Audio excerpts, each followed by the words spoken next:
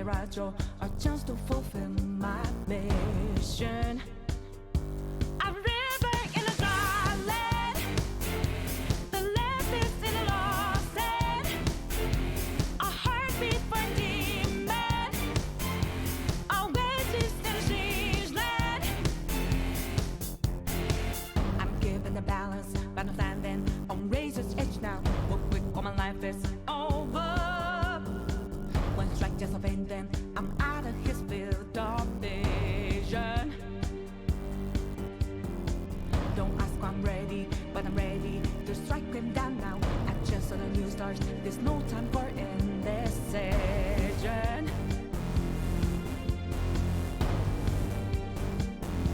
A river in a dry land, the left is in a lost head. When I hop off new beginnings, burn our feet. Now we need it, a heartbeat for a demon.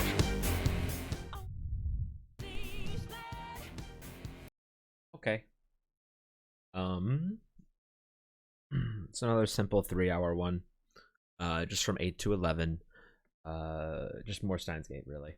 We're getting pretty close to, I mean, it looks like we're getting pretty close, at least based on what I've seen. To probably figuring out, but we'll probably figure out who, they'll reveal who Suzuha's father is, I'm pretty sure, in this today. I'm pretty sure it's actually coming up pretty close. And then we just go from there. I don't know what else is going to happen today, but we'll see.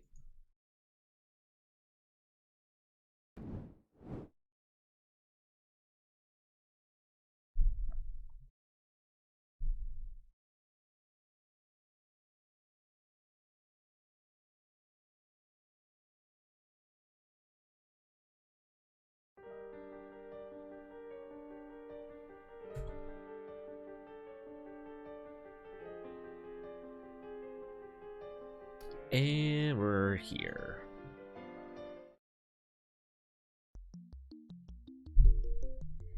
Afterwards, I hit the streets again, and my glasses are fucking dirty already. What the fuck? I just cleaned these, and they're already dirty.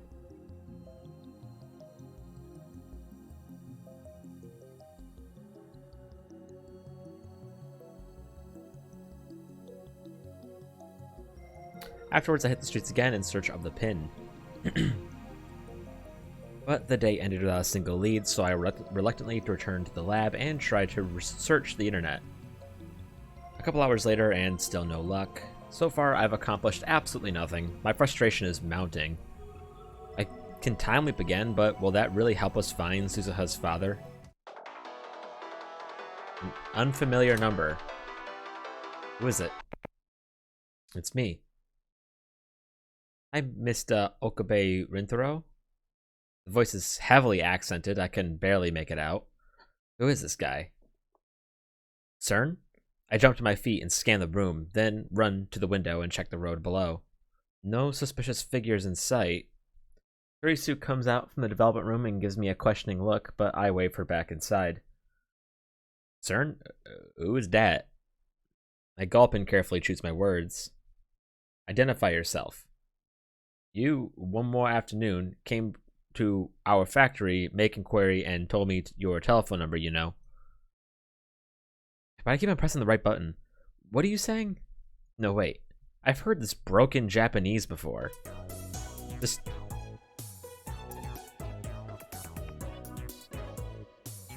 strange Japanese filters through my brain, connecting synapses. That's right. It's that foreign street vendor I met this afternoon in Akiba. Identify. Nice to meet you. Oh, you're welcome. I do custom work. Yesterday night, a guest come here. I remembered. That guest was please make pin badge same one you had. I don't quite get what he's saying, but he seems really excited about it. I'll head there right now. I go to the same spot as before, although his stand has already closed. The Westerner is waiting for me. Oh, Okabe Rinto. Oh, hello. Where did that guest of yours go? Client come here was yesterday time. The blue-eyed white man shrugs his shoulders. Oh, he's a blue-eyed white man. In the anime, he's black. So it was yesterday. He contacted me because he remembered. Oops. There's my cup holder. Jesus. That was hard to find. What's his contact info? His name and address. Poison. Guess just for simulation. Private information have nothing. So last night someone came by wanting to make metal pins with the same design as Suzuha's.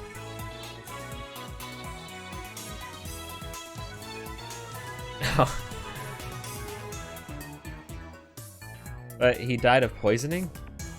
The guess was just a simulation, so there's no private information. I'm not following. Japanese, very studious in awarding private information. I'm nervous and serious, yes? That doesn't help. If guests have give name or telephone number, however, no leak. That is business. Fatigue suddenly weighs down my shoulders. I don't understand a word he's saying anymore. My head is full of question marks. In hindsight, I should have brought Kurisu to speak English for me. I guess I'll just have to wing it. What did your customer look like? Man? Woman? Well, so young or so middle. Japanese have young face. Just by look, no understand. Anything else? Maybe a judo fighter or pro wrestler? What? Judo? Pro? What do you mean by that? Yes. That wasn't a yes or no question. What the hell do you mean? Ah, balloon. Was balloon. Balloon? Judo? Pro wrestling? Good. No, not good. Are you trying to confuse me? I want to ask more questions, but the foreigner suddenly sees a policeman walking by and runs off. I consider chasing him, but decide against it to avoid police attention. I give up. The search has hit a dead end, and we have barely any time left to find Barrel Tighter. I can time loop again, starting at 2 p.m. tomorrow. Looks like all I can do is wait until Christina's done working, and then time leap to the time this suspicious character appears at the stand. Kurisu carefully connects to cord she's holding. Done. The time leap machine is complete. It's 2:30 p.m. on the 13th, about 20 minutes later than before. Kurisu walks into the lounge with a satisfied look on her face. It's just her, me, and Suzuha in the lab. I had Daru and Mayuri head to the Radikan, ostensibly to work on the time machine. So that's the time leap machine. Suzuha gazes at the now complete machine in awe. Today's the day. Yeah. I've already explained to her now how time leaping works. Today, yeah, we gotta be careful. Time's ticking. It's as different as can be from Suzuha's time machine, which can physically displace actual bodies. It makes you remember the future, right? That's pretty interesting. Suzuha crosses her arms behind her head and looks up at the ceiling. Intuition, sixth sense, deja vu. I wonder if those things are actually what you recall, are actually you recalling future memories. Some of CERN's researchers in my time, came up with the theory that memories are a way of sharing information across world lines. Maybe it's similar to that. I just wish we knew more about Okabe's reading Steiner thing. Is it unique to Okabe, or does everyone have the potential for it, and Okabe is just stronger by coincidence? One thing for certain, my consciousness leaps to the past along with my memories. I still don't understand why that is. It would make more sense if you experience a change in the present like you do when we send a D-mail. Does your consciousness depend on your memories? The problem is that the consciousness doesn't have a form that we can see. Same goes for the soul. Those things are still in the realm of religion. Even in 2036, the existence of the soul hasn't been proven, and nobody's proven what forms consciousness either. They already explained it, and you're not going to get any more of an explanation. I see, that's a little disappointing. Sending my consciousness back has let me change some future events with more precision than D-mail, but other events are locked in by convergence. He was just really sick, remember? He's like sick, he was like deathly ill for a really long time. That was him obtaining Reading Steiner. That's it. That's all you get. I'm not gonna dangle any more fake carrots in front of everyone's face. That's literally all you get. They don't really explain it. It's just a necessary plot device for us to know what's happening. You know, like otherwise the story wouldn't be the story without reading Steiner. It's just a necessary plot device that has to be there. Yeah, I think so.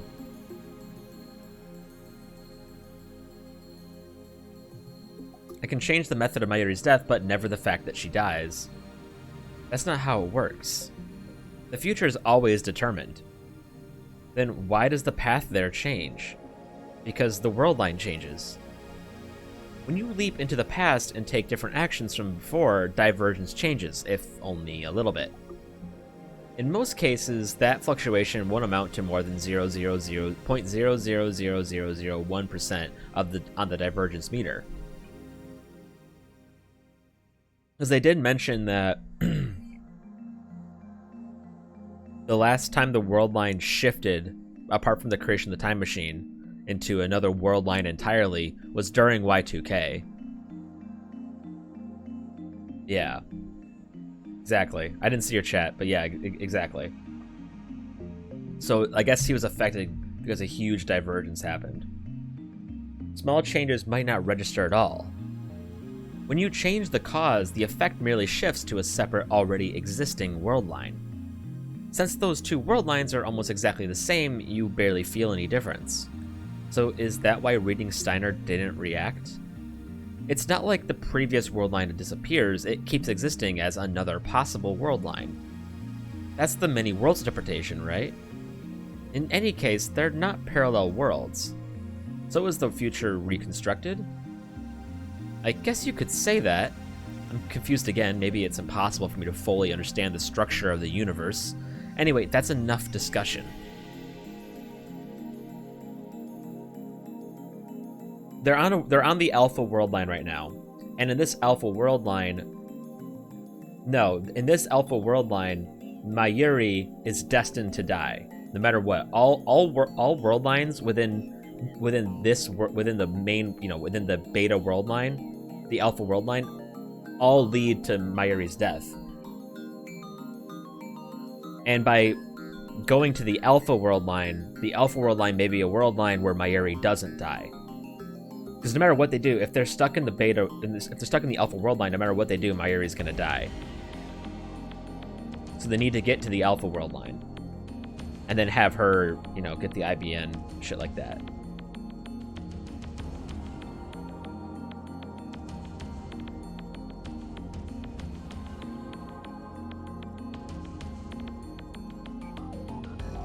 Well, the creation of our time machine, right? Because of our time machine, CERN was able to successfully create a time machine. So the world line diverged when the big world line divergence was the creation of our time machine. So if we go to like an Alpha world line where ours isn't created, then CERN, isn't a dystopia. Doesn't create a dystopia kind of thing.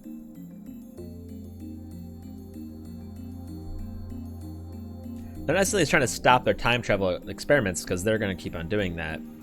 Because that was way back in like the fucking 90s.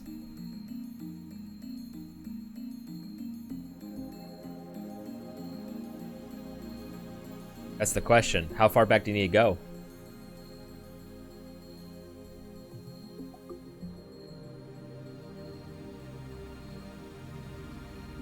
I'll explain the situation to Kurisu and have her activate the time machine immediately.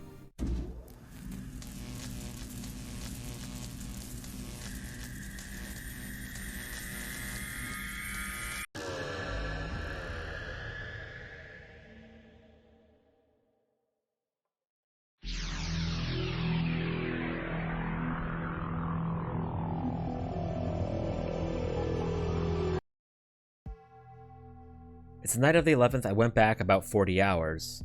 The objective is to keep watch on the street vendor stand in hope that Suzuha's father might appear. I sent Suzuha elsewhere. I don't want her to be disappointed if I come up empty-handed. I'm standing out of sight a short distance away from the stand, munching on energy bars and soy milk to appease my growling stomach. I've already been here for 2 hours. I forgot to ask for the exact time the suspicious character appeared, so I had to begin my stakeout before sunset. Now it's 8 p.m. and the stand looks like it's about to close. Is this another waste of time? Did that foreigner give me false information? But just as I'm finishing my milk, place to finish, like fishing, like in his bag or whatever, someone approaches the stand. Is that? I jump out of the cover. Daru? Ocarine? Daru jumps in surprise, but I'm the one who's really in shock here.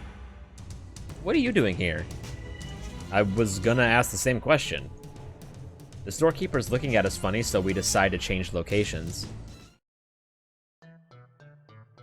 Alright, Daru. What were you doing at that street stand? Don't tell me you were trying to counterfeit duplicates of Titer's pin. Fine, I won't tell you then. So that's what happened. Daru was the suspicious character the foreigner told me about. So all that stuff about judo, pro wrestling, and balloons was referring to Daru's size? Could he have been more confusing? Damn, it was all for nothing. Good thing I didn't bring Suzuha along. So why were you trying to make counterfeit versions of the pin? I wasn't trying to counterfeit it. Close enough. Well, I mean, it was a backup plan, I guess. Amaneshi's going to be sad if we don't find her old man, right? So if that happens, I'll show her the badges I made and, well, lie that her dad was here. So you'll give her false hope? You don't have to put it like that. Remember, these are good lies, and there are good lies and bad lies. Bad lies hurt people, good lies save them. What Oroge did you get that from? Clan ad. Oh, sorry, I think it's supposed to be a joke on Clan ad, right? Cladan.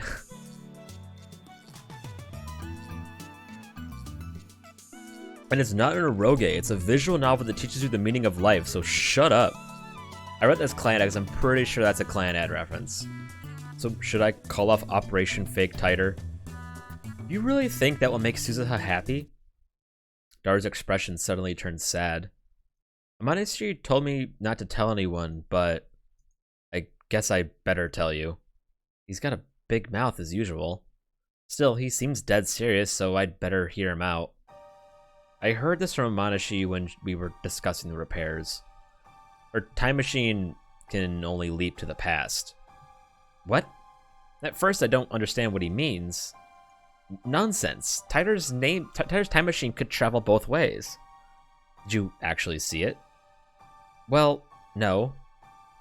Besides, when you say Titer, do you mean the Titer who appeared in 2000, don't you?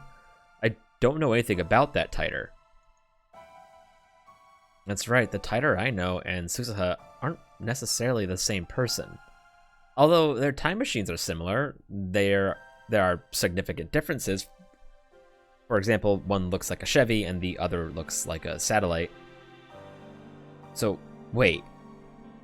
Once she leaves, she can't come back. You're saying that if she goes to 1975, she can't return to 2010? Not without living 35 years in real time. Is he serious? Does that mean Suzuha's time machine can never return to 2036? Didn't I just say that? Then it's defective. Right, she said the time machine was incomplete. Incomplete? Incomplete? According to Amaneshi, her old man built it in secret by reverse engineering CERN's technology. But CERN killed him before he could complete it. Amaneshi insists that it's fine as long as she can leap to the past, but... Are you sure about this? She said so herself. I don't think she was lying. So, if she doesn't meet her old man before the time machine's repaired, she might never get another chance. So that's why he was trying to make a copy of that pin, as evidence that Suzuha's father was here. But making a fake version of her father's pin isn't going to solve anything. A lie is a lie. But if we don't get caught... I wave Daru silent and massage my temples. Need to think. What difference does it make? Yeah, a little bit, where he tells him to... Is it the one where he tells him to go to the first person that touched him? True, Suzuha might be sad about missing her father, but that's none of my business. My top priority is Mayuri's safety. That's right. I mustn't let my emotions control me. I need to be more rational, more logical.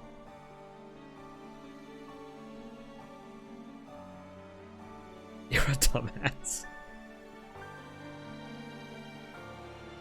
It's a Japanese proverb. He who pursues two hares will catch neither. However, that sad smile on Suzuha's face. Now I understand what it meant. I feel something tighten deep within my chest. The next day, as night falls, I summon all lab bims except Kurisu to Radikan. It's boiling hot on the rooftop even in the evening. When I provide Daru with the refreshing gift of cola, his sweaty face lightens up. Wow, Ocarine, a nice cold zero-calorie cola. How thoughtful of you.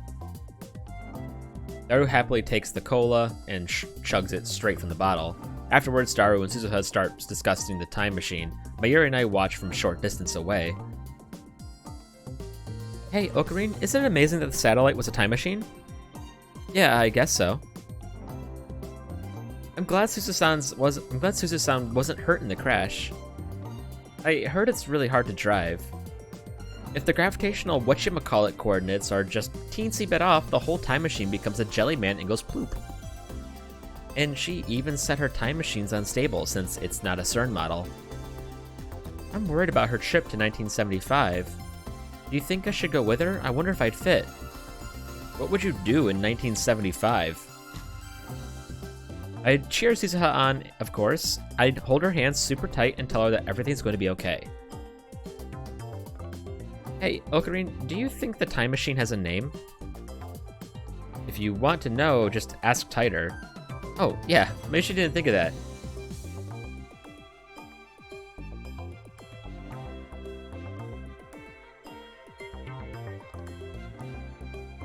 Mayuri giggles, then runs off to talk to Suzuha. She returns a few seconds later. Yep, it has a name. FG204. Something something, she said. Anyway, don't you think Daru and Suzu-san are a good match? I look at Daru and Suzuha again. Daru is all about Ferris. Oh, really? She tilts her head to the side. Hey, can Mayushi take a closer look at the time machine? I nod and Mayuri runs over to the time machine again. Behind her, the sun glows dark and orange on the horizon. As Mayuri leaves, Suzuha comes over to the stand beside me.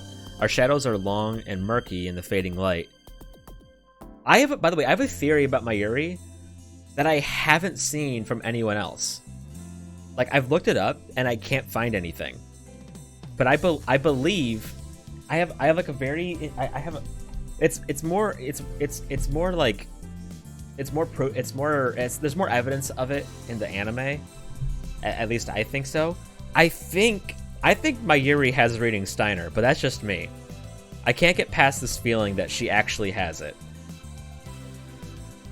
She says some things in the anime that make you think it. Trust me. But I haven't seen this theory. I looked it all up. I haven't seen this I haven't seen this theory online. I've looked it up. I can't find anything. Ashita Itaru's amazing. He said if things go well, he could have the time machine fixed by tomorrow. And he looks so unhealthy and slow. A refreshing breeze blows by. It was quite hot a few minutes ago, but the temperature's finally starting to drop. Hey. There's something I wanted to say, and I feel like I'll never get another chance. Are you listening? After a moment's hesitation, I give a little nod. I'm really grateful to you, all of you. When I came to this time, I didn't know anyone. I was all alone in a world completely different from my own. This era is so peaceful. That's a wonderful thing, but it scares me. All I knew was the fight against CERN. But now I have friends, real friends who I can share my secrets with. All these people who lived before I was born are working so hard for my sake. It's a strange feeling, but a happy one too. I wanted you to know that. I've heard these words before, just like last time. Her tone is wistful. Her time machine can only leap to the past. The truth I heard from Daru plays in my head in an endless refrain. Living with you guys in this time, it's been really fun. When I met you, you were also strange and unique and over the top. I was kind of shocked at first, actually. But before I knew it, I started to enjoy spending time with you. 2036 is peaceful too. People don't even fight anymore. Did you know that?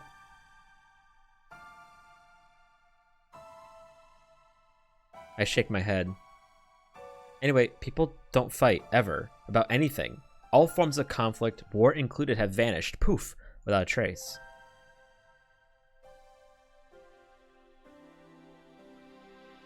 Yeah. Instead, everyone has dead eyes like fish. No one has ambition, nobody dreams, they just trudge through their lives without a single complaint. Oh, sure, people smile, but they never get angry or sad. There's no individuality, everyone's a robot. Why do you think she was so adamant about getting that job underneath their lab? You got really mad at me before, remember? A place that doesn't need a fucking part-time employee. I was really surprised, but at the same time, I was really happy. Suzuha looks at the time machine. If you didn't spoil it for yourself, you could have, you know. It's pretty, yeah. They make it. It's honestly, it's way more clear in this game than it is in the anime too. Suzuha looks at the time machine. Daru and Mayuri are standing next to it, talking carefully about something or another. You're all so bright and full of life. I envy you. Shina Mayuri, Hashida Itoru, even Makase Kurisu, and of course you.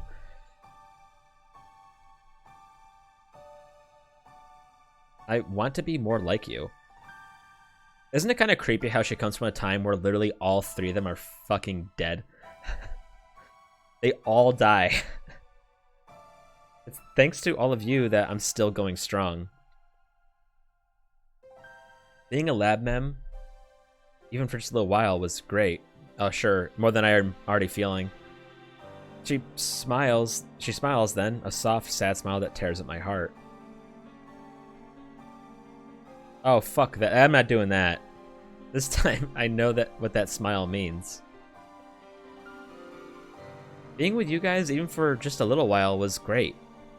Suzuha obviously knew from the beginning that if she traveled to 1975, she could never return. Change the future, Okabe Rintaro. Make it a world like this one, where people can be free. Yeah, we'll get to the Adachi part, okay? The first time I've heard her speak these words, I thought she was sentimental because she couldn't return to her original 2036. Yeah, I was wrong. Forget about 2036. She can't even return here to 2010. Not without living 35 years. She'll be 54 when 2010 comes around. The present us and the present Suzuha can never meet again. Suzuha chose this mission. To change the future to save Mayuri. Unless Suzuha travels to 1975, Mayuri will die. But then, what about Suzuha herself? When she leaves for 1975, she'll have to sacrifice everything she has here. How does she feel about that? Do you regret spending time with us? What do you mean? Do you regret making new friends here, new memories? Do you wish you had kept your distance? You've already abandoned one life, now you have to abandon another. In a sense, it's like you're killing yourself. Did Hashida Itaru tell you? Suzuha frowns. He's worried about you. Jeez, I told him not to tell anybody. Well, how do you feel about going to 1975? It doesn't matter how I feel. Suzuha's expression suddenly hardens. I have to go. It's the path I chose, and it's what my dad wanted. What if we asked you to stay? I'll go anyway. One of those guys on that channel asked what right I have to change the future and decide the fate of the human race. Well, he had a point. But still, I don't want the future to turn out like that. I want the people in my time to be free, like you. Free to laugh and play, fight and argue, get sad and cry. If I change the future, then no one will die. Not you, not Shina Mayuri, and not my dad. Dude, that'd be fucking weird. Maybe I don't have the right, but I'm going anyway. Imagine going back in time, becoming a fucking doctor, and delivering yourself.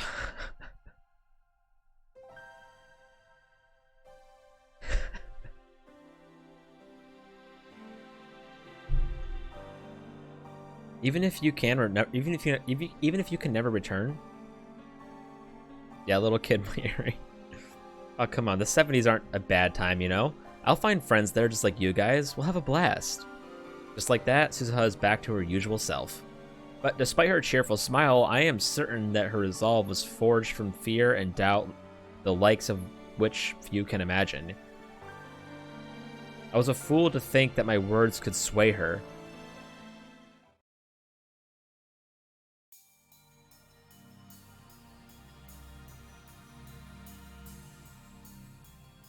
Right. But she won't recall that, right? So it is kind of like killing your current self. She won't know how bad it was, right? Beneath the clear blue sky, the time machine comes to life. Daru's repairs are complete. Mayuri and I help drain the last of the water out of the cockpit. The time machine is still stuck in Radhikan's wall, but that's a small matter. Daru gazes at the time machine with a satisfied expression. Mayuri is jumping for joy, and Karisu, who ran over as soon as she completed the time leak machine, is visibly relieved. Meanwhile, Suzuha is struggling to attach her mountain bike to the time machine's exterior. She likes it so much she wants to bring it with her to 1975. Karisu is worried that it might cause a time paradox. My heart's still heavy. Should I let Suzuha leave like this? I tried myself for the thought. It's not my choice to make. Suzuha isn't from this time. If she doesn't want to stay, then I have no reason to keep her from leaving. Suzuha finished securing her bicycle and turns to us with a soft smile.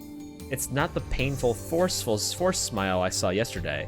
We don't perform a startup test. Activating the time machine would draw too much attention. So we're just going to wing it. Fortunately, we have the time machine for insurance. My only regret is that we couldn't find her father. Thanks, guys, really. I can't thank you enough. Don't forget about us.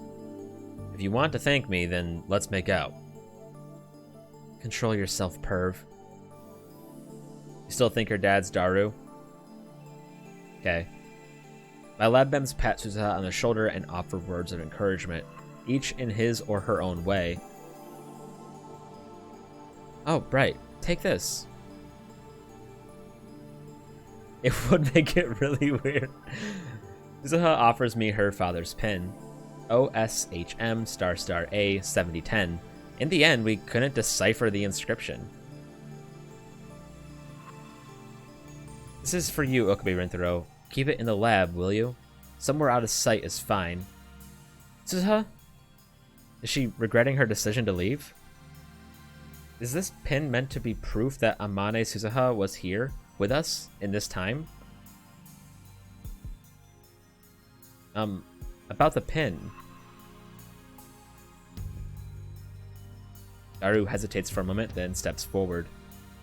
Why don't we make duplicates for all the lab mems? Make it our symbol, I guess. Wow, that's a great idea. How unusually thoughtful of you.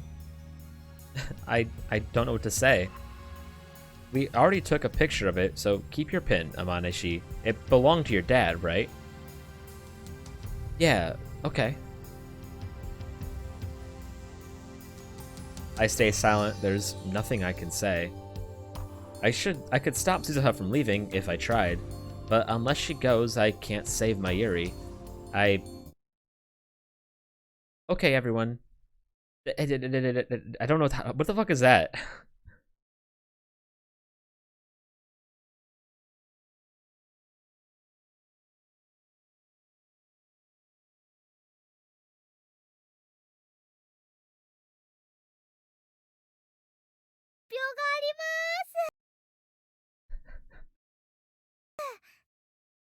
Well, she has an important announcement to make. はいはい、パンパカパーン。ここでマユシーから重大な発表があります。 Okay, I don't this isn't said.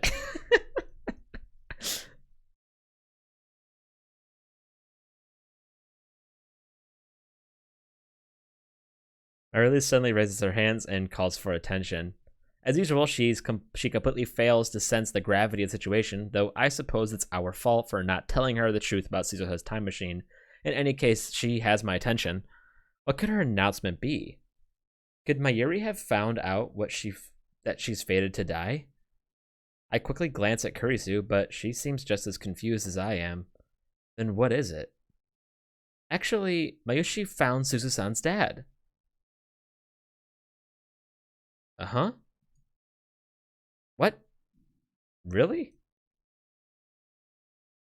Mayuri puffs out her chest proudly. Wanna meet him? You do, don't you? Well, he's here with us today. Where?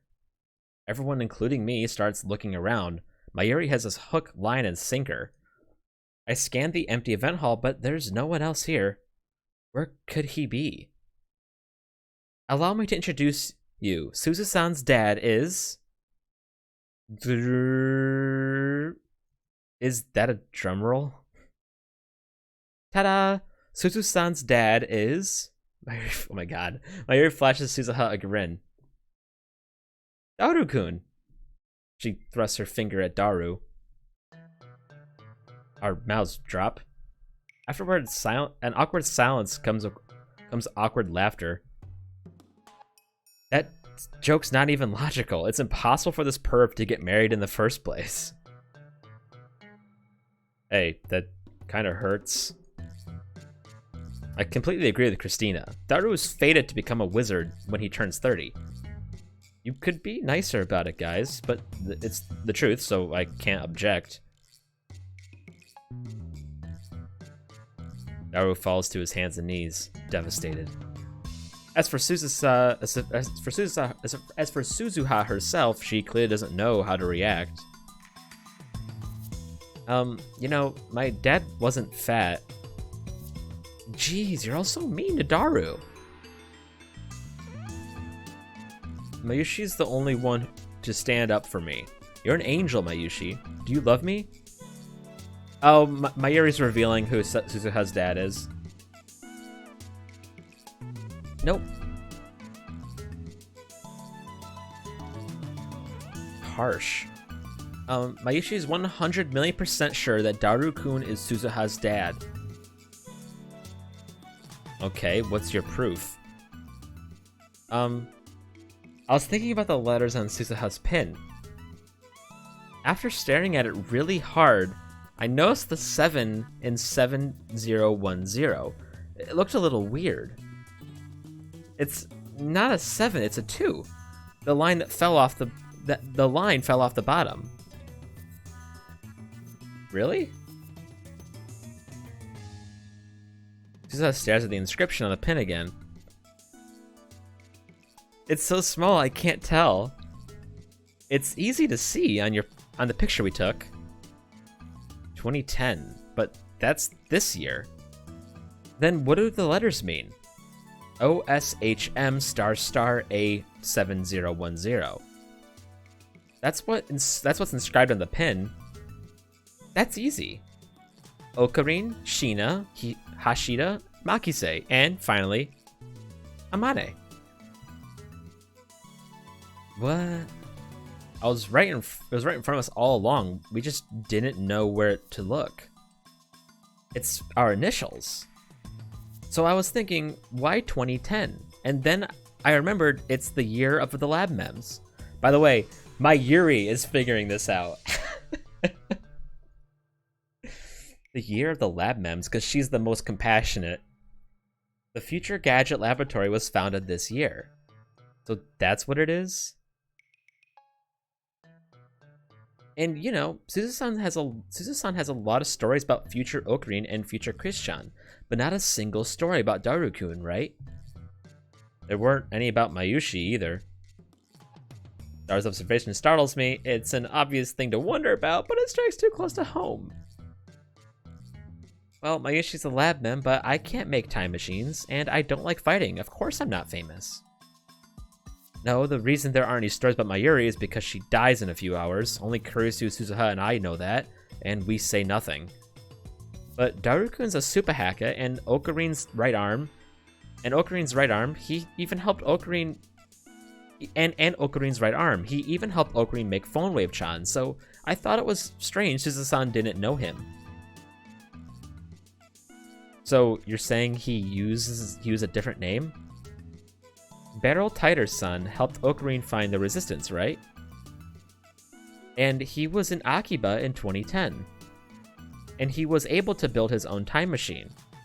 And he knew about Okarine's reading spaghetti.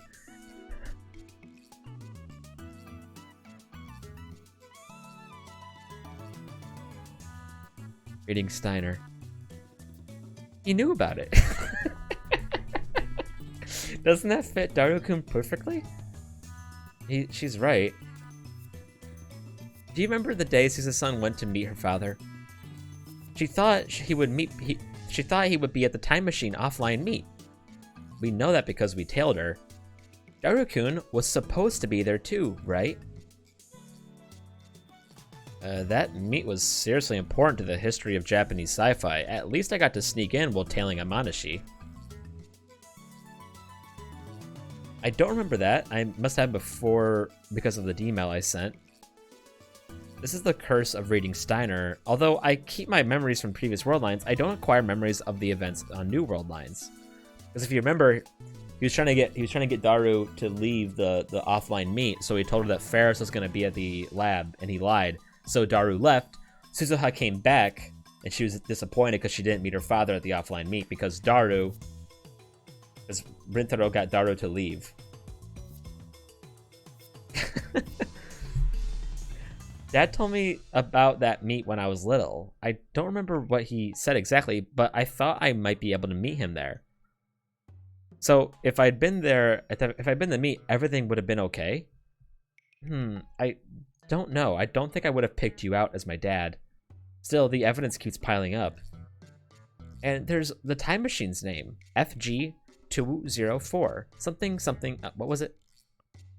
FG204 second edition version 2.31. That naming sense. It's got to be Daru. And FG probably stands for Future Gadget. So Suzuha's time machine is Future Gadget number 204? Finally, his name, Beryl Titer, has to be Daru-kun. Come to think of it, last night Mayuri asked how to say barrel in Japanese. Barrel is taru in Japanese, right, Christian? Kurisu nods. Daru. It's a pun? Okay, Suzu-san, say Hashida Itaru 10 times fast. Why? Just say it and find out. Hashida Itaru, Hashida... Well, it works in Japanese. Just now, didn't it sound like Diter? It did. Hashida Itaru, Hashida Toru, Hashida Toru, Hashida Taitoru. For reals? It is sweet. For super reals. Can't believe it. But with all this evidence laid out in front of me, I can't deny it either. Everyone's jaw drops again, only this time we're staring at Daru and Suzuha. I think she looks like her father. That could just be the placebo effect, but now that you mention it, they kind of do look alike. Nice work, Mayuri. You'll make a great detective one day. A detective? That's the first time anyone said that. She's such a ditz most of the time, but maybe she's more perceptive than anyone knows. My daughter? Amanashi is my daughter? Daru, wide-eyed, points at Suzuha while flapping his lips like a fish out of water. Dude, yeah, she fucking brought it home. Dad? Could you call me Papa instead? For once in your life, don't be a perv. Dad. Suzuha tries to hold back tears, but can't. They fall from her eyes and roll down her cheeks. Seeing this, Daru stops his joking and lets Suzuha speak. I came, Dad. I came to see you, in the time machine you built. Yeah. I'm going to finish what you started, I promise. Yeah. Watch over me, okay? I'm watching. Of course I am. Suzuha walks up to Daru and hugs him gently. Daru awkwardly but firmly hugs her back. Father and daughter reunited across time. I'm truly glad we could bring them together. But by the way, was your mother cute? Request petite girl with cute face and big boobs. That's a secret. By the way, the mom is petite with cute face and big boobs. When Suzuha finally steps away from Daru, she's smiling once again. Well, that takes care of everything I wanted to do on this world line. No, Ferris doesn't have big boobs. You don't see her in this. She's in Steins Gate 0. Guess I should be going. Well, wait, you're going already? Don't you have more to say to your father? What am I doing? But she is way she's way out of Daru's league. So that's fine to set. I know that nothing I can say will convince her to stay. Yeah, no, fair. No, it's, yeah, don't. It's not. They have a very, you know, customer cat relationship. There's no real relationship there. It's madness to even try. If she stays, Mayuri dies. I know that. So why am I trying to stop her? No, I'm fine now. I'm going to get the IBN 5100 just like I promised. She looks at us with the face of a warrior. I'll bring it to you here in Akihabara. That's my duty, and I'll see it through. The rest is up to you. Change the future, please. Nobody speaks, nobody nods. We don't have the words, but she sees it in our faces. Resolve. Suzuha has entrusted us with her will and her mission. We meet our gaze, each of us, and silently swear to protect them to the end.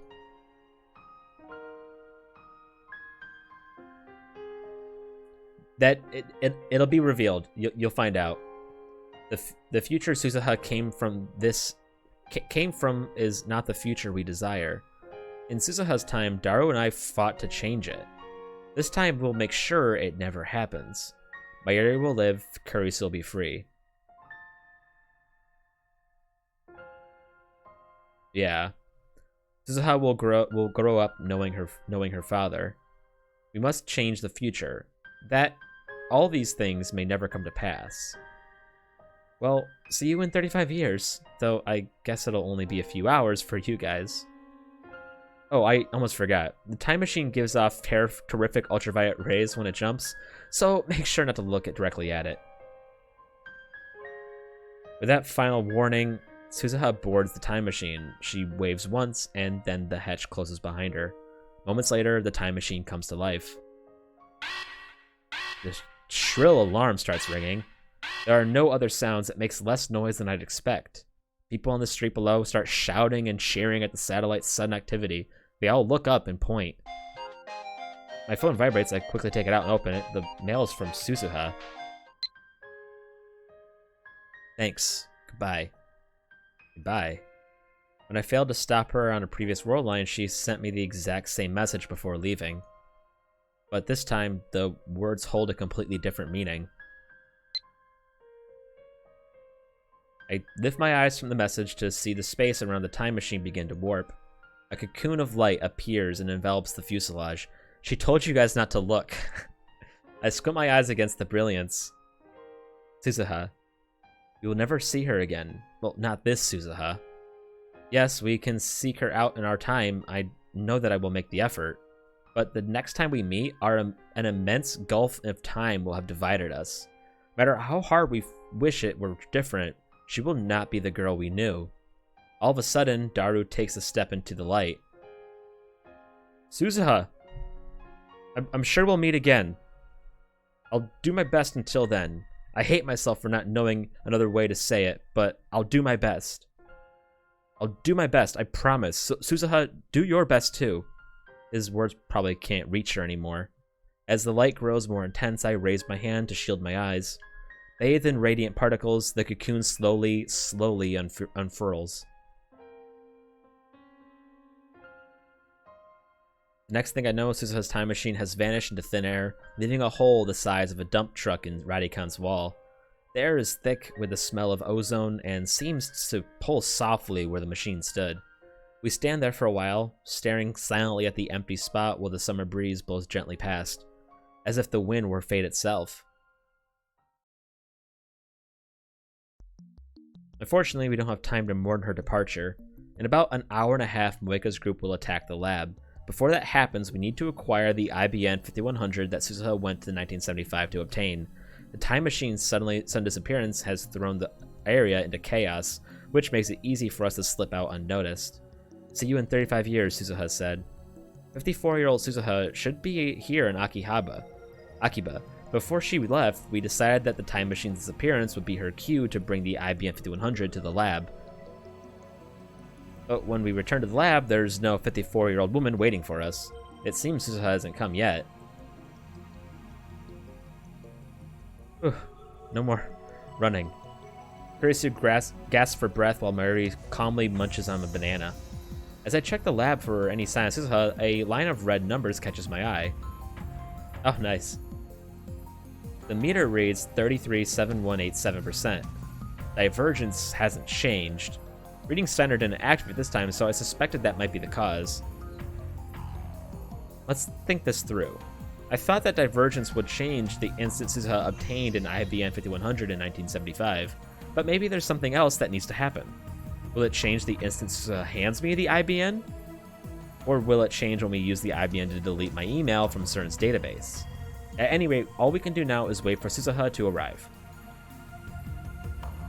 Suzuha's 54 by now, right?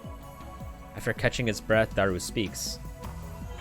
My daughter is 30 years older than me. I don't know if I want to see that. Feels weird, man. Right. You know, it would be unusual for her to have grandchildren by that age. Because it's them discovering that email that puts all this shit into motion.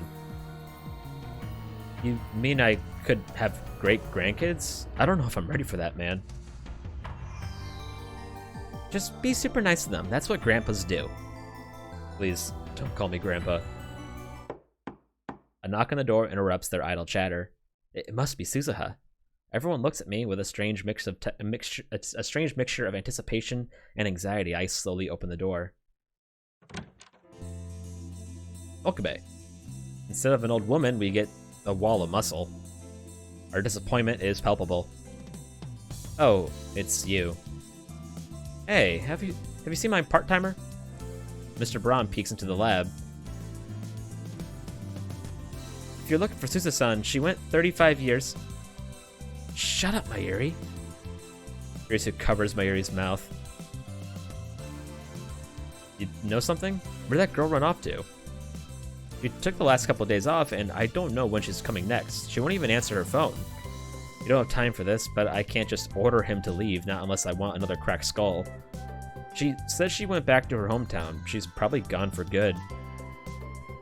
What? You sure? That brat. She didn't say a word to me. The future is changing. Isn't this proof? On my previous leaves, Mr. Braun never came by the lab.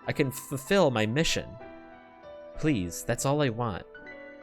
I promised Dad. This was his dream. I want to change the future. I'm sorry. I'm sorry. I'm sorry. My life was meaningless. My hands curl, crumpling the page. I realize that I'm crying. Suzuha failed. She lost her memory. Her life was meaningless. This can't be happening. Nobody says a word. Their faces, like mine, are frozen in disbelief. I turn to Daru. He's whiter than a sheet. Daru, didn't you fix the time machine? I did. I thought I did, but I mean, that was my first time repairing a time machine. I might have missed something. Missed something? Whatever you missed cost your daughter 24 years of her life. I didn't do it on purpose. Calm down, both of you. Hashida did everything he could. He doesn't deserve your anger, Okabe. How can you be so calm? That's how I am. Sorry, now calm down. Ugh. It's not Daru's fault, I know that. But it can't end like this. It can't. What was Suzuha's feeling as she wrote this letter? I look again at the words scrawled upon the page, every character resonant with despair. I wanted to welcome her back with a smile. Instead, this. Suzuha is dead, 10 years gone. Wait, how did she die? Don't tell me. Mr. Braun must know what happened. I run to the window and check the street. Mr. Braun is outside, closing up shop. Mr. Braun. I run downstairs. Okabe, did you hear? That satellite up and disappeared. Everyone's talking about it. I guess I guess it's already made the news. Please, I need to know. Huh? Know what? Hashida Suzu-san, how did she die? Why do you want to know that? He looks mad. He looks at me hard. I mean, I met his stare unflinchingly. I don't know anything about how she died. I need to know what her last moments were like. I feel that is my duty to know, to engrave her memory into my heart. Sounds like you've got a reason. What I want to know is how you knew her. She was an old acquaintance. That's all I can say. A very old acquaintance, but I still remember the time I spent with her. So please, tell me. I don't like to talk about it, but alright. Listen good, Okabe. I slowly nod, and then I get my answer. It was suicide. The word drops on my heart like an anvil. My knees give out. I collapse to the pavement. Suicide? She hung herself at home. I was the one who found her. My life was meaningless. I recall the last words she wrote in her letter, words of unimaginable despair. She didn't deserve so bleak an end. She became unstable about a year before it happened. Before that, she was a nice, cheerful lady. This building was hers. She gave me a place to stay. She had no relatives, you know. Almost no one came to her funeral. It was a sad thing to see. She handed me that letter a week before it happened. Told me to give it to a young man named Okabe Rintaro on this exact date. When you moved in upstairs, I thought Suzu-san must have seen the future or something. Enough. I can't take it anymore. I try to stand, but my legs betray me. I stumble, but before I fall, a small body supports my shoulder. Okarine, are you okay? Mayuri. It must be taking all her strength to hold me up. Did Mayuri hear how Suzuha died? Her eyes are wet, her lips are trembling. Still, she's the one supporting me. Mayuri and I bowed deeply to Mr. Braun and returned to the lab. When we get back, Daru is seated at his computer, head on the table. Kurisu is standing in front of the TV, watching an excited reporter talk about the Radican. The disappearance of the satellite is huge news, obviously. The lounge is silent, save for the TV. I look at the table. The divergence meter still reads 0.337187%, It hasn't changed since before Suzuha left. What went wrong? I can't go back 10 years with the time leap machine. I can't do anything about Suzuha's death. Should I have stopped her from leaving after all? Maybe then this tragedy wouldn't have happened. No, what choice did I have? I can't save Mayuri without the IBN 5100. Suzuha had to travel to 1975. I consider my options. What if I redo these 2 days again? Could Daru fix the time machine so this doesn't happen again? Is fixing the time machine even possible? Daru's skills are second to none, and the time machine was built by his own hand 26 years in the future. It seems logical that he would be able to fix it. But look at it another way. It took Daru 26 years to learn enough to build the time machine, and he had to reverse engineer CERNs to do it. Maybe it's unreasonable to expect our Daru to perform flawless repairs in only 2 days. In that case, can I have Daru use the time leap machine and repeat these 2 days until he repairs it? No, he'll have to start from scratch each time. 2 days just aren't enough. I collapse onto the sofa and bury my face in my hands. Mayuri sits next to me and gently rubs my back. I'm grateful for her kindness. I recall what Suzuha wrote. If you can go back to that day, please let me leave. The D-mail I sent. Could that be the cause? On the original world line, Suzuha leapt to 1975 after failing to meet her father. Unsatisfied with that outcome, I sent a D-mail to convince myself to follow Suzuha and prevent her from leaving. As the result, she remained in 2010 for an additional 4 days. But that night, the time machine was damaged by a thunderstorm. If I hadn't followed Suzuha that day, if I hadn't sent that D-mail to myself, her time machine would not have malfunctioned. She should have arrived safely in 1975. The solution's obvious. I need to cancel that D-mail. But can I really do that?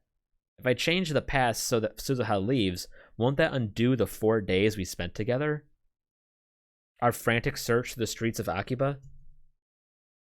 Her heartfelt confession on the roof of Radikan? Her tearful reunion with her father, Daru? All of it will be undone. What do I do? An urgent bulletin pops up on the TV. I look in surprise. Bomb threat suspends Yamanote, Sobu, Keihin Tohoku lines. Damn, Moeka's men will be here any minute. There's no time to think, no time to hesitate. I run downstairs, break into the Brontube workshop, and turn on the 42-inch CRT. Then I return to the lab and activate the time leap machine. What are you doing, Okabe? Kurisu demands answers. I can see the fear in her eyes. We can't just leave it like this. I have to do something. Okabe. But Ocarina, are you sure? Don't try to stop me, Mayuri. I can't let this stand. There are 2 options. I can cancel the D-mail that convinced me to pursue Suzuha. Sending a contradictory D-mail should do the trick. Or I can time loop again and prevent Suzuha from leaving. 2 options, but really just 1. Don't hesitate, Okabe. Hesitation is unforgivable. You already know what you must do.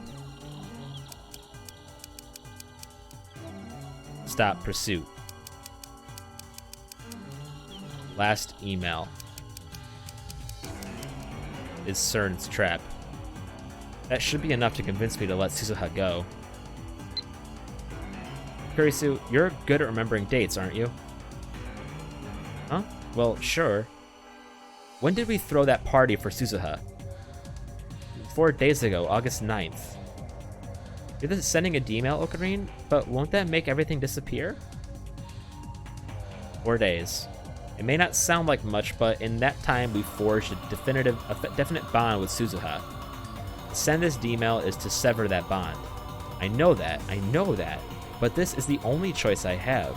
I set the phone wave to 97 hours ago. This D-mail should arrive a few hours after the first. Now I just need to send it. Save Mayuri. That is my purpose. That is what drove me to leap through time.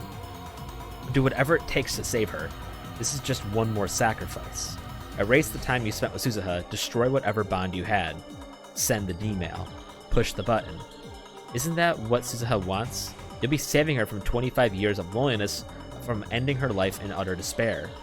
Save Suzuha, save Mayuri. This is the right thing to do. This is right. But is it really? Is erasing those memories really the right thing to do? Isn't that just running away from reality? Shouldn't I try time leaping first? Maybe there's another way. What should I do? What's the right choice? Stop, you're starting to doubt. Never doubt. I don't know the answer, but I need to reach a conclusion, or else I can't do it. I can't send this D-mail. Acting on impulse, I don the headgear and punch in 48-hour time leap.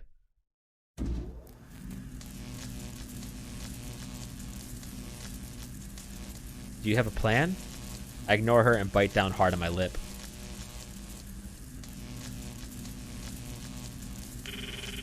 As a taste of blood fills my mouth, I press the button.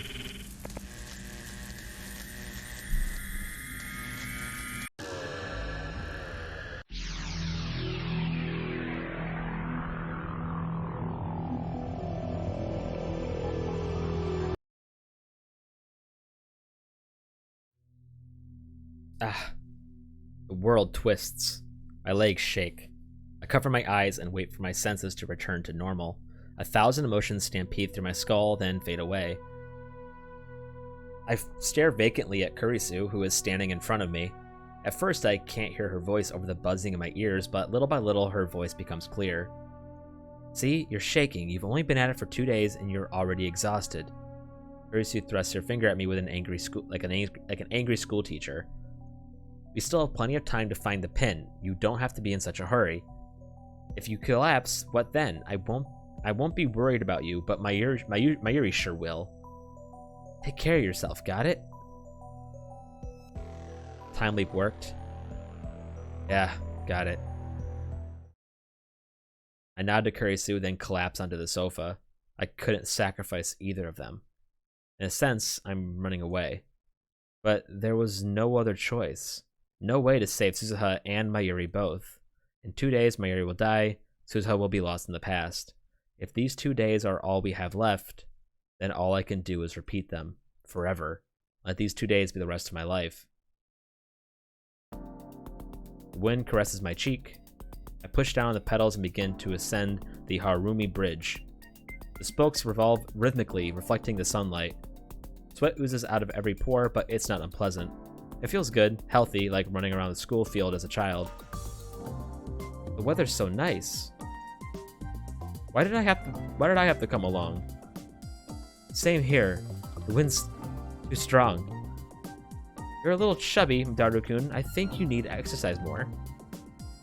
Fat neckbeard master race. Leading the way at a terrific pace is Suzuha on her trusty mountain bike.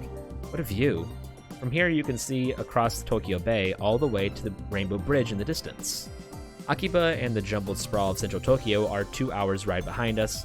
They're here on this artificial island. There are only skyscrapers and vacant lots, one extreme or the other. One time I took the bus back to Akiba after Komima, so I already knew how close it was, but I never thought I'd come here by bike. Except for Suzuha, we're all using rent-a-cycles. I wanted to change a pace from the search for the unfindable pin, so I proposed this cycling expedition. Of course, I already know who the pin belongs to and who Suzuha's father is, but I have chosen not to tell anyone. If at all possible, I want to spend these 2 days in peace and delay Suzuha's time travel. That is my goal now. I thought this trip would be a waste of time at first, but I guess people need to take a break once in a while. I'd rather be working on the time leap machine. This just proves that I belong indoors. You two are all worn out. Come on, guys. Stamina is the key to survival. Kurisu and Daru are exhausted.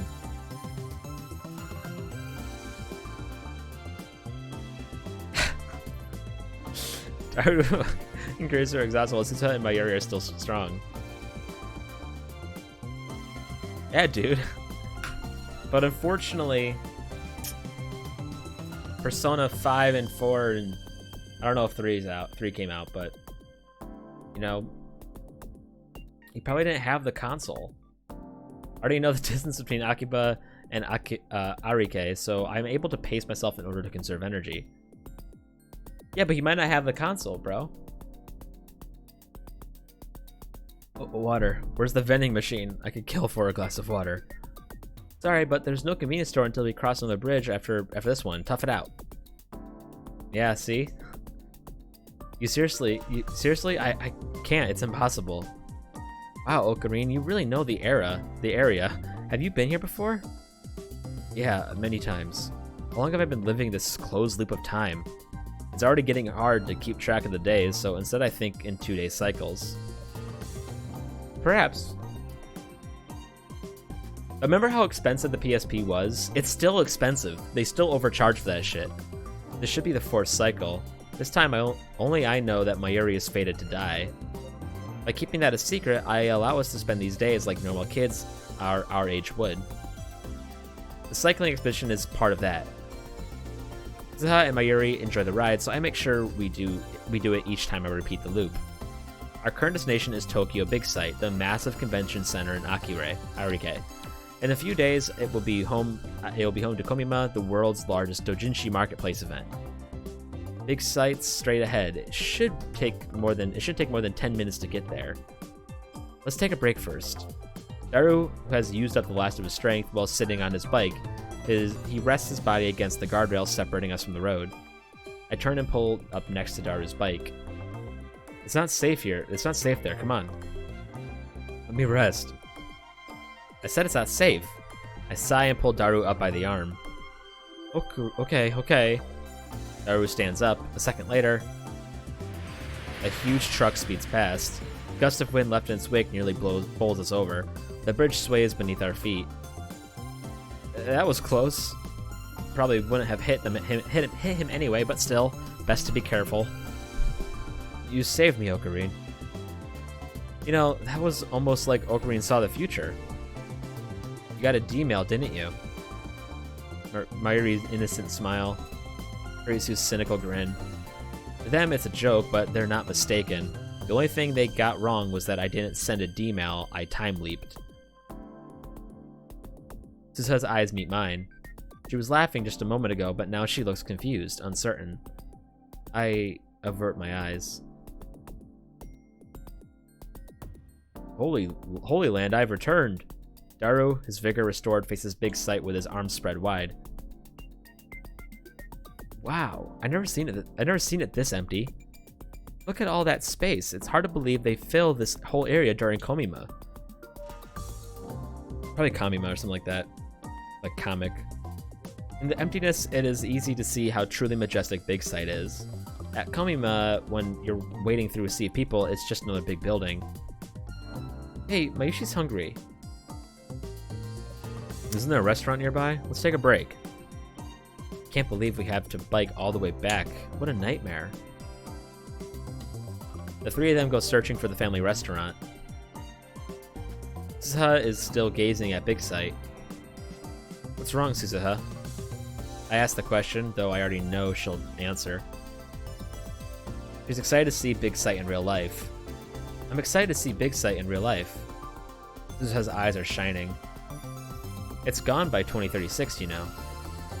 They cleared it to make way for bigger, better convention centers. Tokyo's full of them in my time. They even moved the dome out there. Suzuha points to the middle of Tokyo Bay. Ashita Itaru called it the Holy Land. Is that what you see? Is that how you see it in this time? So this is where they have Komima. I've heard of it. Hundreds of thousands of people come, right? Mom said that's where she met Dad. Ah, so your mother was a Fujoshi. I've always wanted to see this place. Thank you, Okabe Rintaro. I feel closer to my dad now. A sharp pain stabs through my heart. I know who Suzuha's father is. He's right over there. But I won't tell her. Not until the afternoon of the 13th, when the time limit machine is complete. For now, I just want to prolong these 2 days of peace. Ocarine, Suzu-san, come on. That's us. Come on, I'm starving. Suzuha grabs my hand, and we take off running. Somehow I manage to force a smile. Oh, this is not in the anime. Today was fun. Tomorrow will be fun. Every day will be fun. Forever. The wind caresses my cheek. I push down the pedals and begin to ascend Harumi Bridge. The spokes revolve slowly, reflecting the sunlight. Sweat oozes out of every pore, but it's not unpleasant. It feels good, healthy, like running around the school field as a child. The weather's so nice. Why did I have to come along? Same here. The wind's too strong. You're a little chubby, Daru-kun. I think you need to exercise more. Fat Neckbeard Master Race. In the way, terrific pace is Susa-san. What a view. From here, you can see across Tokyo Bay, all the way to Rainbow Bridge in the distance. Except for Susaha, we're all using rent-a-cycles. I wanted to change the pace from the search for the unfindable pin, so I proposed a cycling expedition. I thought this trip would be a waste of time at first, but I guess people need to take a break once in a while. I'd rather be working on the time machine. This just proves that I belong indoors. You two are all worn out. Come on, guys. Stamina's key to survival.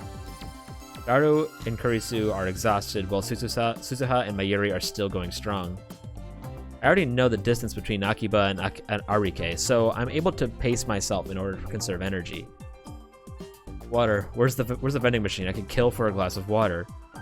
Sorry, but there's no convenience store until we cross another bridge after this one. Tough it out. I reply mechanically. You serious? I can't. It's impossible. Wow, Ocarina, you really know the area. Have you been here before? Yeah, many times. What cycle is this? My 10th? Must be more than that by now. I'm still repeating the same 2 days. Ueka's attack, Mayuri's death. Those things will never, ever happen. Today, once again, we're off on an adventure. Big sights straight ahead. It shouldn't take more than 10 minutes to get there. Let's take a break first. Daru has used up the last of his strength. While still on this bike, he rests his body against the guardrail separating us from the road. I turn up and pull up next to Daru's bike. It's not safe. I swallow my words. Thoughts too dark to be my own suddenly slip into mine.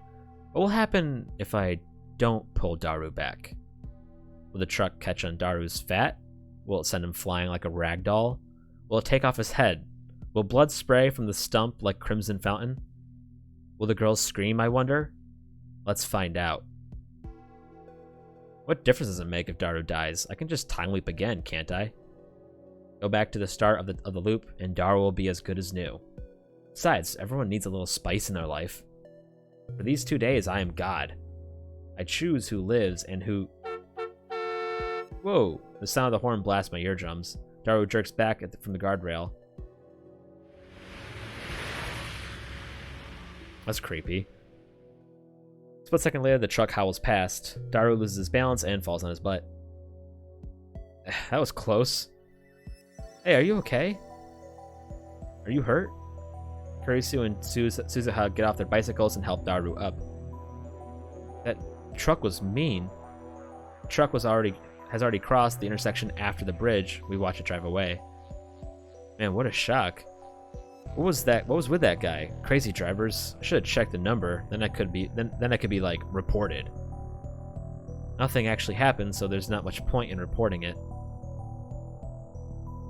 Everyone's fussing over Daru. I stand a few steps away, staring at my hands. I'm glad it ended as something to laugh about, but what was I thinking just now? I began this loop so that no one would be hurt, so that Mayuri would live and Suzuha would never go back in time. Just now, I was ready to watch Daru die. Some part of me wanted it to happen. Okabe Rintaro?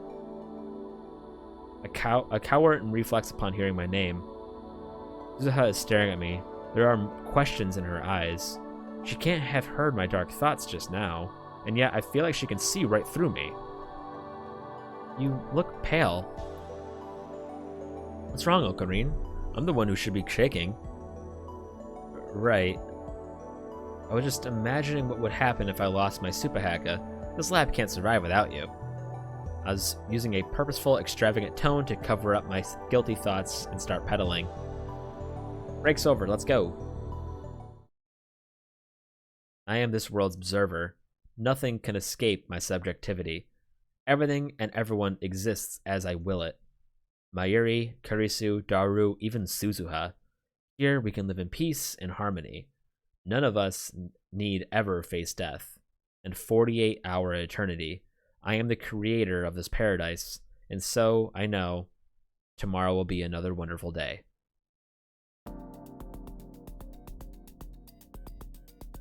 Well, yeah, she said it could be bad. We don't know. Holy Land, I have returned.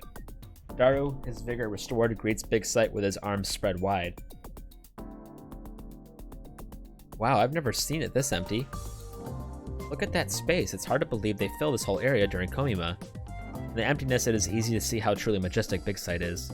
At Komima, when you're wading through a sea of people, it's just another big building. Hey, Mayushi's hungry. Isn't there a restaurant nearby? Let's take a break. I can't believe we have to bike all the way back. What a nightmare. 3 of them go searching for the family restaurant. Suzuha is still gazing at Big Sight. My eyes roam her body. Those tight legs. Oh, Jesus. This isn't in the anime. Those tight legs. That slender body. Her clothes accentuate all her fine curves. Her breasts are surprisingly large. Something stirs in my heart. Hot and heavy like thick lava. It whispers to me like whispers to me words like poison. What if I lure her into a dark corner and have my way with her? What then? Getting her alone would be simple enough. All I have to do is offer information on her father, and she'll follow me anywhere. To make matters easier, no Amane Suzuha exists in present-day Japan. No documents proving Japanese citizenship, not even a birth certificate. It's only natural. She won't be born for another 7 years. So even if she runs to the police, nobody will believe a word she says. I imagine she'll put up a fight. She was a member of the resistance in her time, and I know she's stronger than she looks. But she's just a girl. I may take some doing, but I'll have my way with her in the end. Another me, Hoyin Kuma perhaps, is whispering inside my head. You want a woman, don't you? It says. Of course you do. It's instinct. So what if she's Daru's daughter? So what if she's on a mission to save the future? Forget about that. She's a fine woman, that's all. Not a saint. Oh, you're not a saint, Okabe Rintaro. What was it you call yourself again? That's right, an insane mad scientist. If you're really insane, then let's see you snap. Remember, you have the power of a god. Jesus Christ! I didn't know about this. You can...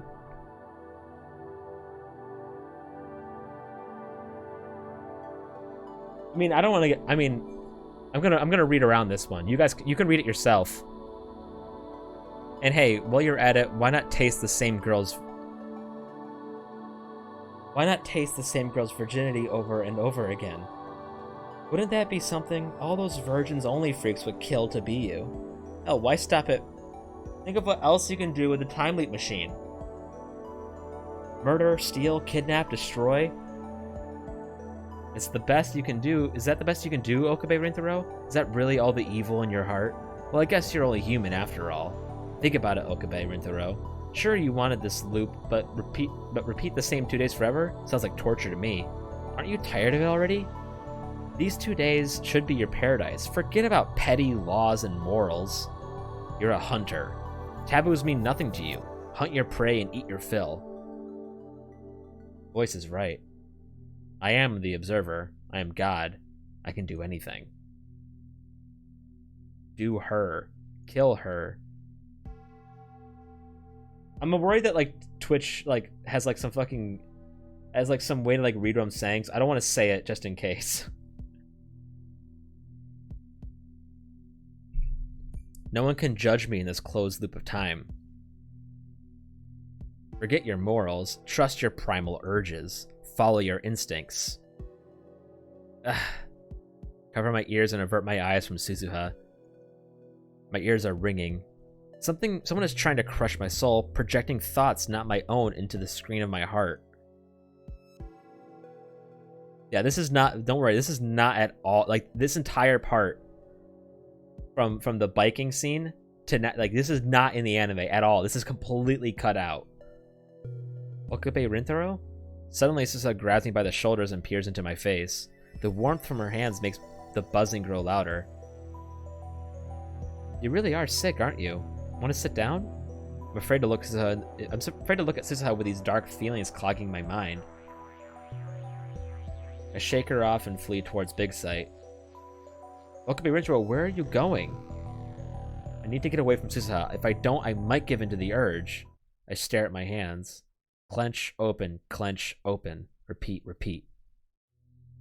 My hands still move, just as I expected them to, just as I ordered them to.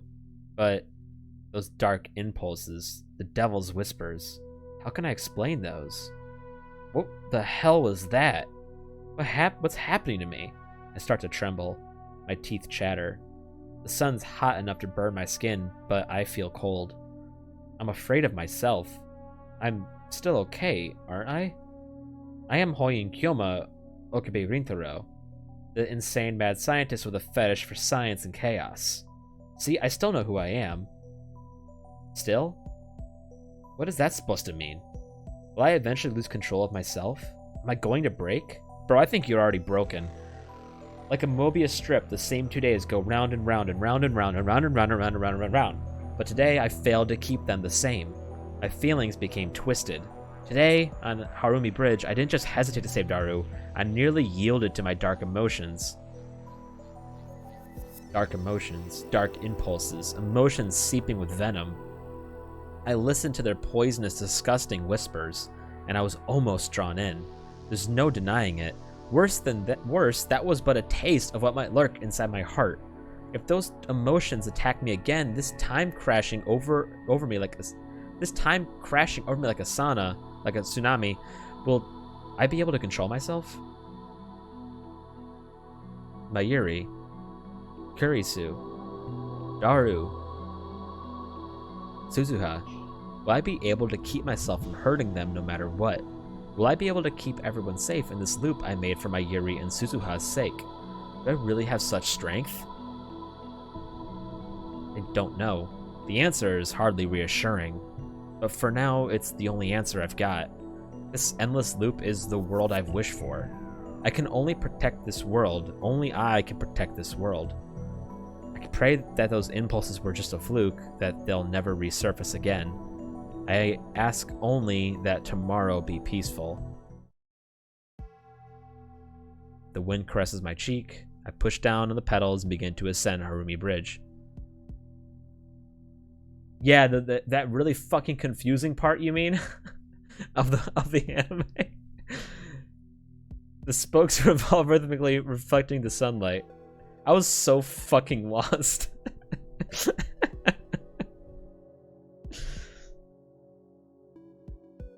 Yeah.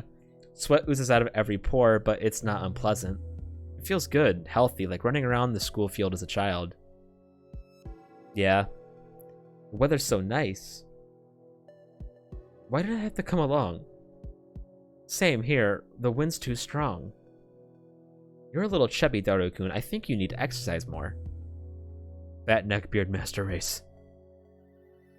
Okay, if we're talking about the game, I would never have a theory that Mayuri had reading Steiner, but the anime makes me think she has it. Leading the way at a terrific pace is Suzuha on her trusty mountain bike. What a view. From here you can see across Tokyo Bay all the way to Rainbow Bridge in the distance. Except for Suzuha, we're all using rent-a-cycles. I wanted to change a pace from the search for the unfindable pin, so I proposed this cycling expedition. I thought this trip would be a waste of time at first, but I guess people need to take a break once in a while, huh? I'd rather be working on the time leap machine. This just proves that I belong indoors. You two are all worn out. Come on, guys, stamina is the key to survival.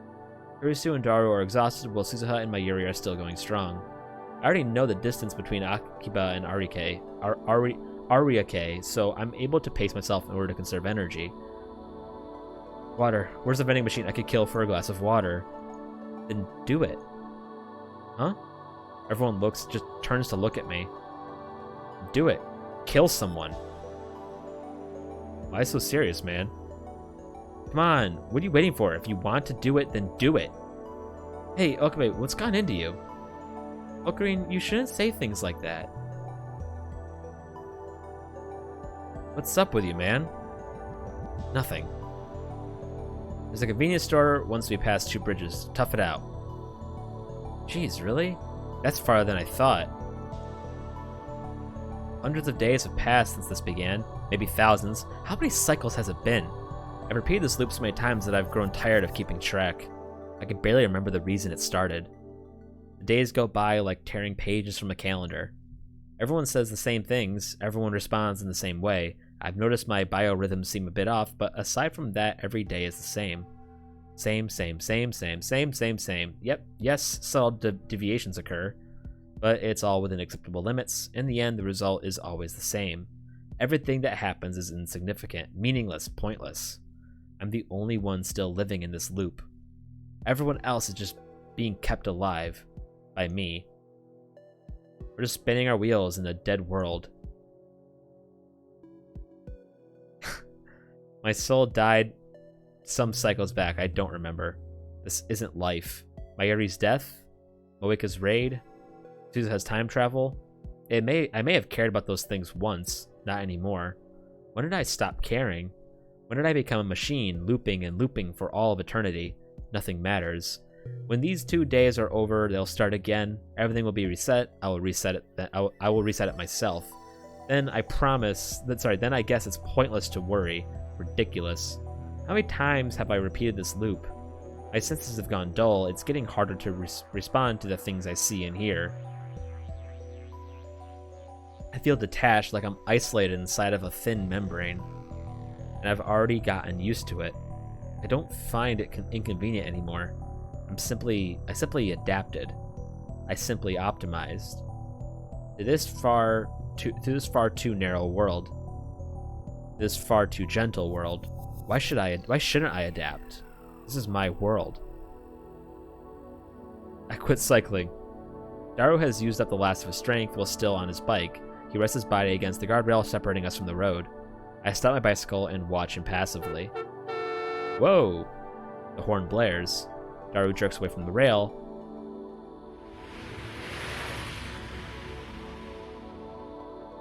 A split second later, the truck howls past. Daru loses balance and falls on his butt. That was close. Hey, are you okay? Are you hurt? Kurisu and Suzuha get off their bicycle and help Daru up. The truck was mean.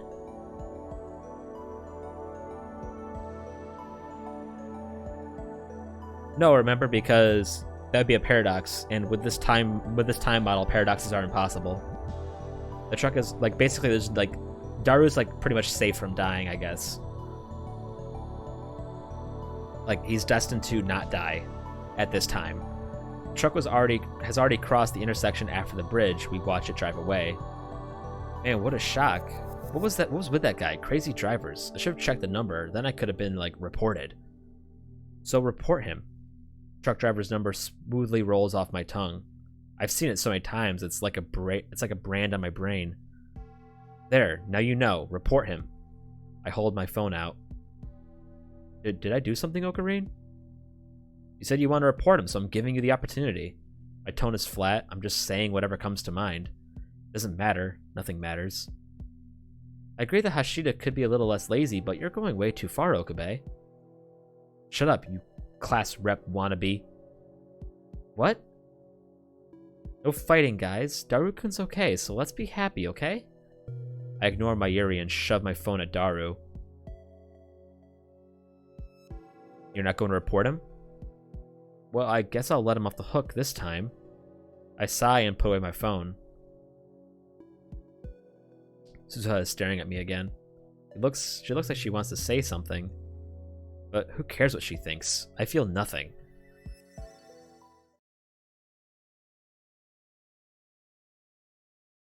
The tired Kurisu, the re-energized Daru, and the ever-energetic Mayuri repeat the same conversation I've seen 100 times. And then they go search for the restaurant. Do you think? I turn my back to them and walk towards the ocean. Yeah, she's got a different face on. But Suzuha stands in front of me, blocking my way.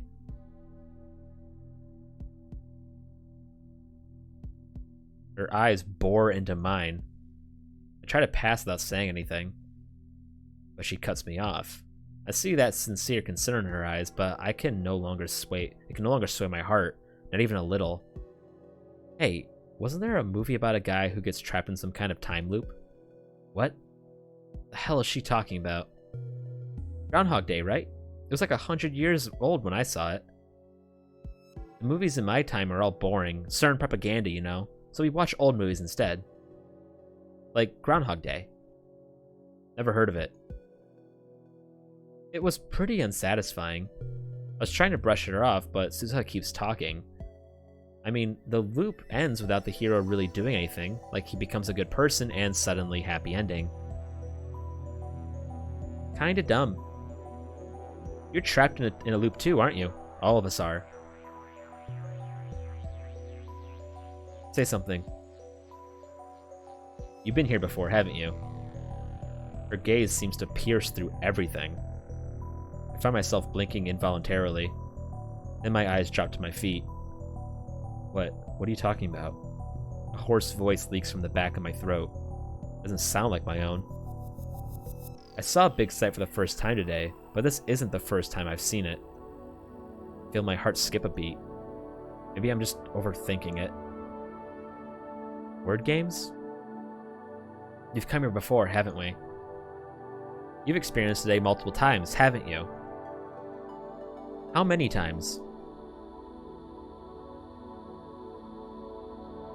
Answer me. Suddenly, Suzuha seizes my arm. You have the eyes of a dead man. I know those eyes. They're everywhere you look in my time. Look at me, Okabe Rintaro. Don't kill your soul. Slowly, feelings rise. From the depths of my heart, like an oiled machine grinding back to life. Makise Kurisu's soon-to-be completed time leap machine. You've been using it to repeat the past, haven't you? What if I have? Why are you doing this? Who knows? The reason no longer matters. What are you running from? Running? Yeah, I'm running. Running from Mayuri's death. That's why I'm going to 1975. I'll bring you the IBM 5100, and then you can... No, you fail. What? And then, after 25 lonely, meaningless years, you hang yourself. What? But... That's why I'm hiding in this loop, so that neither you nor Mayuri will die. That's it. That was the reason. I entered this loop resolved to save them. But my resolve has long since returned to dust. As long as I repeat these 2 days, nothing changes, nobody dies. I've accepted that duty, to keep everyone alive. That's only from your perspective. The world continues into the future independent of you. No matter how many thousands of loops you make, Shina Mayuri will still die. It's not a solution. Yeah, my lips twist into a self-deriding smile. But I'm not looking for a solution. Do you intend to keep looping forever? Yes, I've accepted that duty. You haven't accepted anything. Can't you see how it's twisted you? No matter what happens to me, this world will continue. The loop will continue. No matter what happens, the loop will not end. How long can you endure living frozen in time? You can't keep this up forever, you know. Your body may never die. But look at yourself, Okabe Rintaro. Your soul is already hanging by a thread. But what else can I do? I don't have it in me to sacrifice anyone. You, Mayuri, you're my friends. I can't lose either of you. Suzuha hangs her head with a sorrowful expression. Is the interrogation over? I try to end the conversation by walking towards the sea again, but she grabs my hand to stop me. You have more to say? Do I really hang myself? Yeah. Do I really fail my mission? Yep. Suzuha bites her lip and hangs her head. Maybe I shouldn't have told her the truth, but it doesn't really matter. By the time we began, this conversation will never have happened. In that case, will you come with me, Okabe Rintaro? What? Will you come with me to 1975? That's the last thing I expected to hear. Go with her to 1975? what will happen if I go? Suzuha grasps my hand tightly. You can help me so that I don't fail. And maybe we can find another way to change the future. Is that possible? My heart beats. My eyes open. Color returns to the world. The world line might shift in a completely unanticipated direction. What you know as the present may change dramatically. The future gadget lab might not exist in the future we make. Shina Mayuri, Hashiri Itaru, and Makise Kurisu might not even be born. Even if they are born, they might be different people with different names. But if we go to 1975, we'll have 35 years before we reach the 2010 divergence. I don't know what will happen. I don't know how we'll change the world line, but we'll have plenty of time to prepare. If you're okay with all that, then why not come with me? To tell the truth, I want someone to come with me. Someone, in other words, doesn't have to be me. I don't want to go knowing I'll fail. I don't want my death to be meaningless. So come with me. Save me. I want to save you too. I can't bear to see you like this. Will you continue this loop until your soul is ground to nothing? Once that happens, time will start moving again, and the ending you've been postponing will occur. When your soul finally dies, Shina Mayuri will die too. I will fail to hang myself, all according to schedule. What you're doing is nothing but slow suicide. If you're willing to go that far, then come with me instead. Save me. The hands of my clock stopped ticking long ago. Now slowly they begin to move forward. I'll go. I'll go with you. Please take me with you. Thank you. I'm sorry, I should have noticed sooner. Suzuha gently embraces me as if to warm my frozen heart. The wind howls, the wind blows, the clouds flow and change shape. Sunset. The sky is so terribly orange. Yeah. The color of dawn, the color of dusk, the color of the world's end, the color of the world's beginning. While Daru was repairing the time machine, I let my mind rest. I avoided all eye contact, slept like a log, and tried to piece my soul back together. On the afternoon of the 13th, I received word that the repairs are complete. I sent an email calling all members to a meeting. Then, as everyone else gathers to the lab, I head to Radican alone. Suzuha is waiting there, standing before the time machine with glistening eyes. She gives me one last warning. Remember, this time machine only goes one way. Once we leave, there's no coming back. Even so, will you still come with me? I slowly nod. And you, are you sure about this? There's a good chance we'll both lose our memories during the leap. You said it took me 24 years to remember. But this time I have you. Something might change. Wishful thinking. Does that mean you're backing out? I'm going no matter what. No, I've made up my mind. Don't know how it will turn out.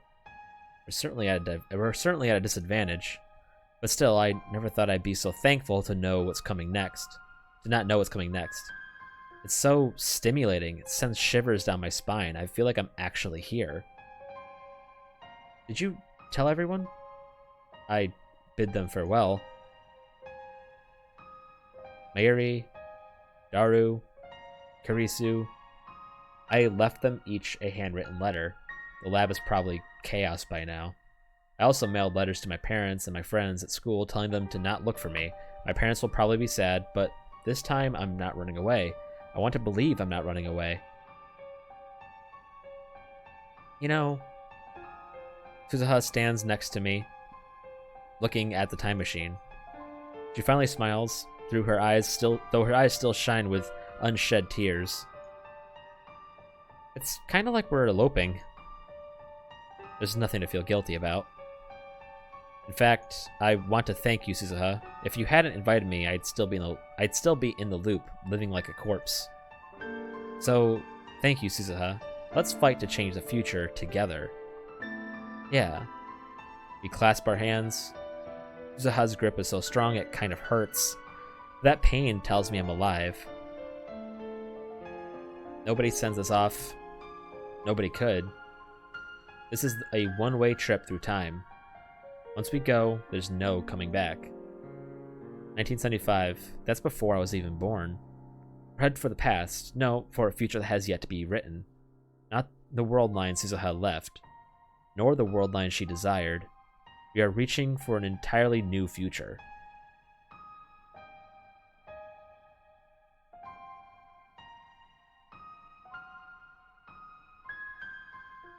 Our eyes meet. Our hands clasp tightly. Let's go. Yeah.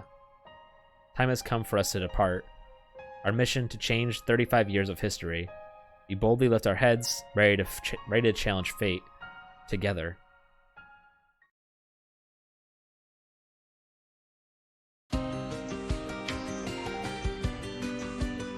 That's just an ending. There's no way that...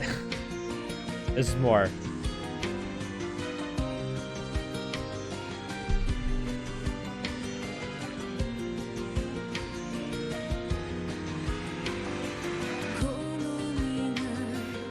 That's gotta be like the bad ending.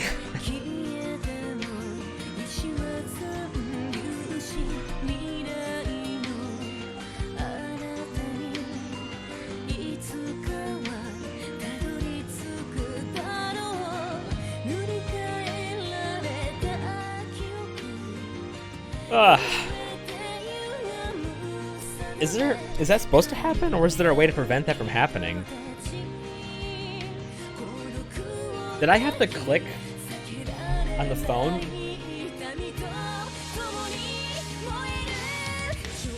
I think I might have had to click on the phone.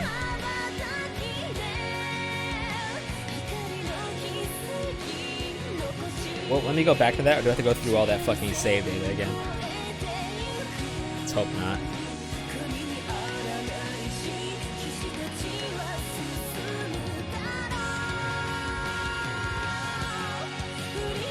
It just goes, hey, you want to try that one again?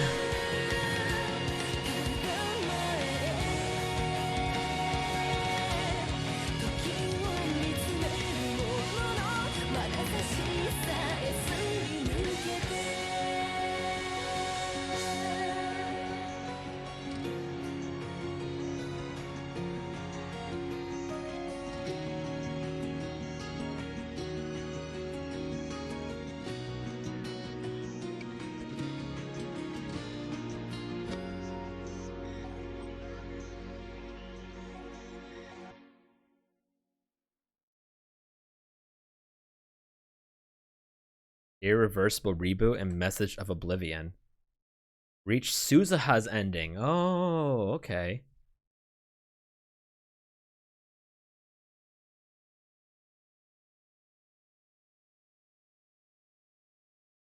Cleared someone's mail without reading it.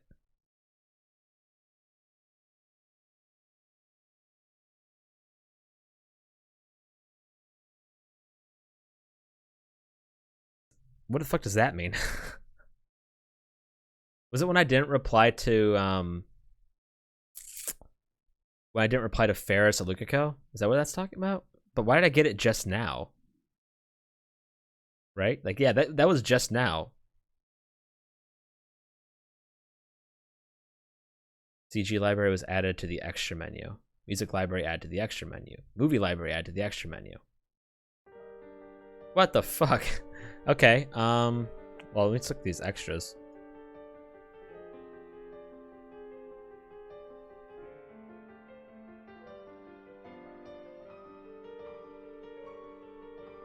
I don't want to click on those.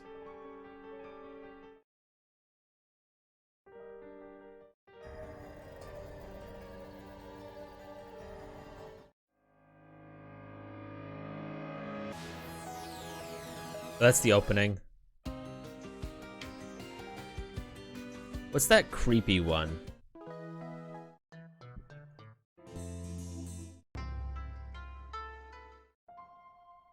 Oh, dude, I love this version of the song. That's the creepy one.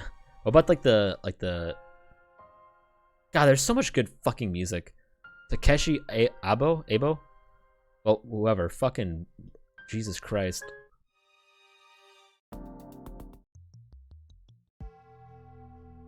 We got an ending. We got Suzuha's ending. She basically goes, let's go through the time machine, and you invite everyone to the lab, but you don't go to the lab. You just leave them notes saying you're never coming back. The true ending is the anime ending, but we're gonna go for that next. We need to skip through, I guess. We need to do quite a bit of skipping, unfortunately, so give me a moment. Oh my god, this game moves quick if you press skip. Jesus.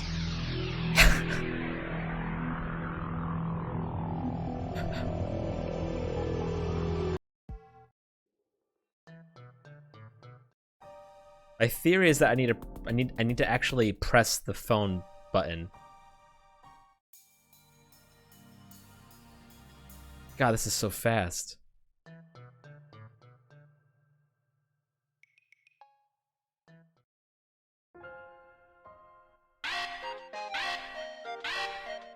Oh, I have to answer the phone.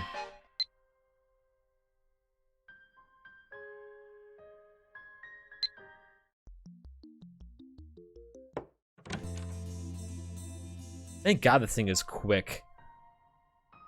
Oh my god, it's so sad, this fucking note, dude. I really didn't want to read this. It's so fucking sad.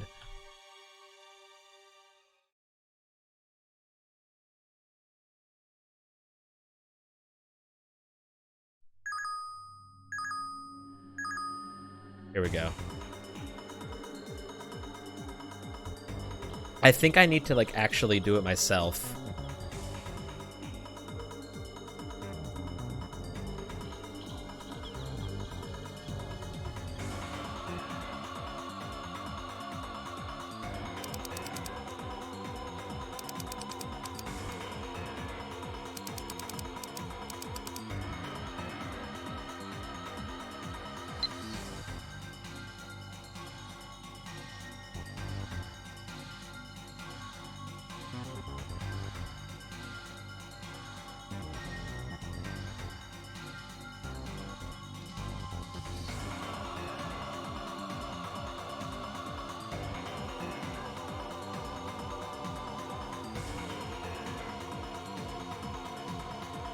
Okay, there we go.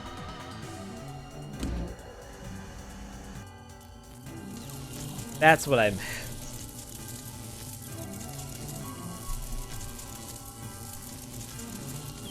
Are you sure?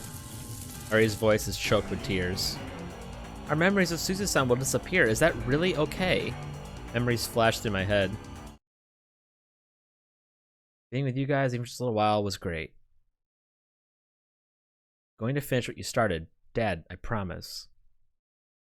Well, see you in 35 years, though I guess it'll only be a few hours for you guys. Change the future, please. Zaha, I have made my choice. I won't ask for your forgiveness. Ultimately, I'm doing this to save Mayuri. But at the same time, the words you spoke on that rooftop are still strong in my heart. You entrusted to me your hope for the future. If I am the honor that wish and fulfill mine, if I am to honor that wish and fulfill mine, then the time we spent together can never have happened. There we go. At least we got another ending, though. Now we move along. Made in Complex, Chapter 7.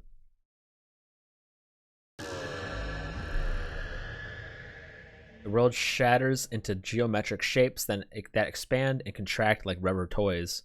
Light gathers between my eyes. Stars explode behind my eyelids. Gradually, color returns to the world. Ah, I wait for the vertigo to pass. Cold sweat oozes from my temples. Pressing my fists against them, I slowly force the air out of my lungs. Has the world line changed? I head over to the lounge in order to check the divergence meter. It's gone. I checked the meter a few minutes ago, but just before the world line changed. Now it's nowhere to be found. I quickly realize what has happened. Suzuha gave me the meter after we stopped her from leaving. My D-mail undid those events. Of course, the meter isn't here. A surge of regret seizes my heart. I clench my teeth and endure it as best as I can. If nobody else remembers, then I alone will keep these memories of Suzuha alive. I look around the room. Mayuri and Kurisu are on the sofa, dozing on each other's shoulders. Daru, oblivious to the vulnerable high school girls behind him, is playing an eroge from on his computer. Take a deep breath and turn on the TV. I flip to the news channel. The world line should have changed. I erased the time we spent with Suzuha. That should have allowed her to leap to 1975 without losing her memories, and the IBM 5100 should be in our hands now. We can use it to hack into CERN and erase the data they intercepted from us. Without that information, Moeka's men won't attack the lab. Mayuri wouldn't have to die. That's how it should be. That's how it has to be. Otherwise, why did I sacrifice Suzuha's dream? The quickest way to confirm that change would be to check for any delays in Akihabara Station. Daru, is the Yamanote line stopped? Huh? I don't think so. Check online. Wait, I'm at the best part. Please. Daru sighs and calls up the train information. Doesn't look stopped. Thanks. World line has changed, which means that our IBN 5100 should be in the development room. Head back to search for it, but contrary to my expectations, I can't find it anywhere. What's going on? I look at my watch, it's 7:43 p.m. Moeka's men attack at... What time again? My heart is pounding like a drum. I have to remember that none of those fucking... That huge time loop thing didn't happen. The two-day time loop. That didn't happen right now.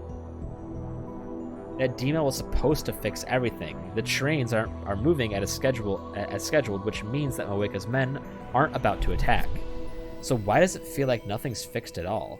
The IBM 5100's absence is extremely disturbing. I want to sit down and think about where it could have gone, but a voice in my head is screaming that there is no time. I need to calm down. It's hard to think straight after everything that's happened. I check my watch again, 7:46. Images from the assault flash through my mind. Mayuri's bleeding to death on the floor, the smell of gunpowder in the air. I frantically shake the visions out of my head. I look towards the lab entrance. The door has yet to be kicked in by a team of hitmen. I swallow hard and petrified with terror. Please don't let anything happen. It's past 9. I peek at the street through the window. Nobody's there. Are you waiting for someone? You keep looking out the window. Daru was right. I probably looked out the window 20 times in the past hour, and not a suspicious figure in sight. Moeka's men still haven't appeared. The raid was before 8, if I remember correctly. I think it's safe to say that my changes to the past have prevented this from occurring. Suzuha's sacrifice was not in vain. I let out a deep breath. I'm sweaty and disgusting. It's like my anxiety has pushed all the sweat out of my body. Mayuri, Kurisu... 2 girls woke up from their nap about half an hour ago. Now they're eating cup noodles. Wait, did you just say my name correctly? Kurisu looks at me in astonishment like she can't believe her ears. When you're done eating, go home. It's late, so I'll go with you. Okie dokie. I don't need an escort from you. I can get back by myself. Just listen.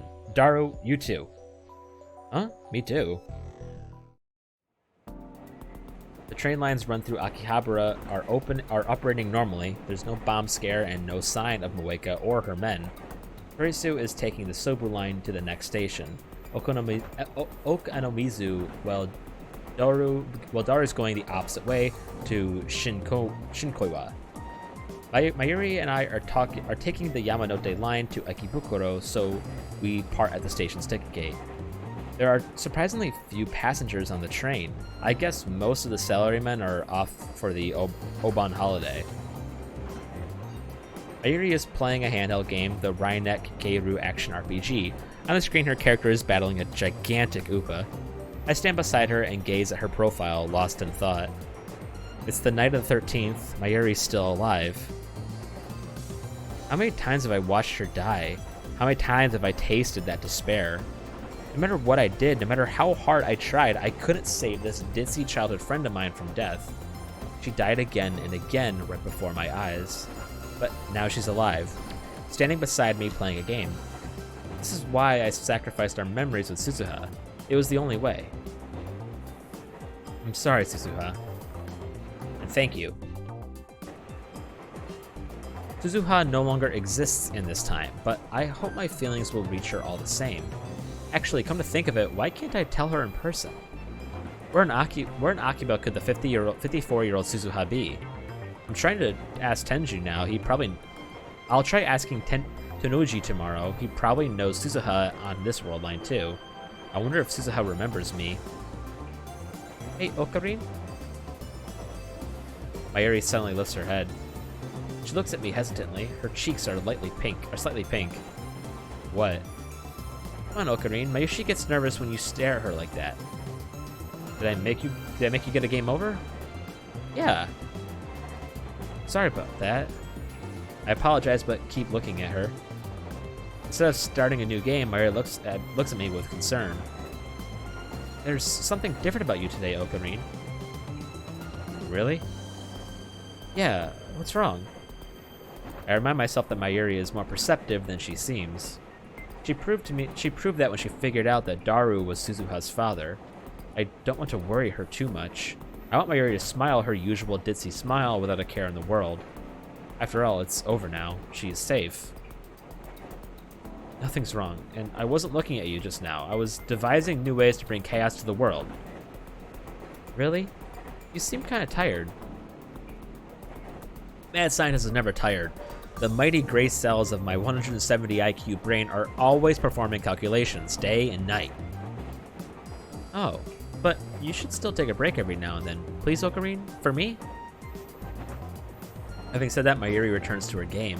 I feel cold stares all around me, but I don't care at all. Mayuri is here with me, doing everyday Mayuri things, ordinary things. Everything is going back to normal. Yesterday was my first time home in a while, so I slept like a log in my comfortable bed. It could be because of my mental exhaustion, but that was the best night's sleep in a while. Before heading up to the lab, I stop and stare at the Braun Tube workshop. The familiar mountain bike is gone. Suzuha liked it so much she insisted on bringing it with her to 1975.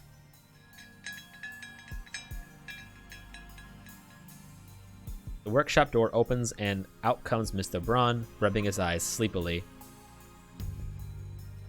Okabe, you've got free time? How about a job? As a special offer, I'll hire you for 1 CRT a month.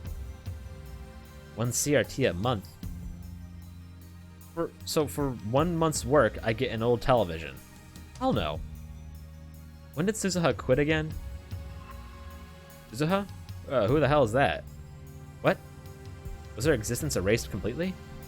But that's impossible. I ain't got time to remember the name of some lazy part-timer who quit her job just after 10 days. Damn you and your misleading words. So Suzuha did work here. That fact, the evidence of Suzuha's sojourn in 2010, still remains on this world line. So what happened is I went back into the game.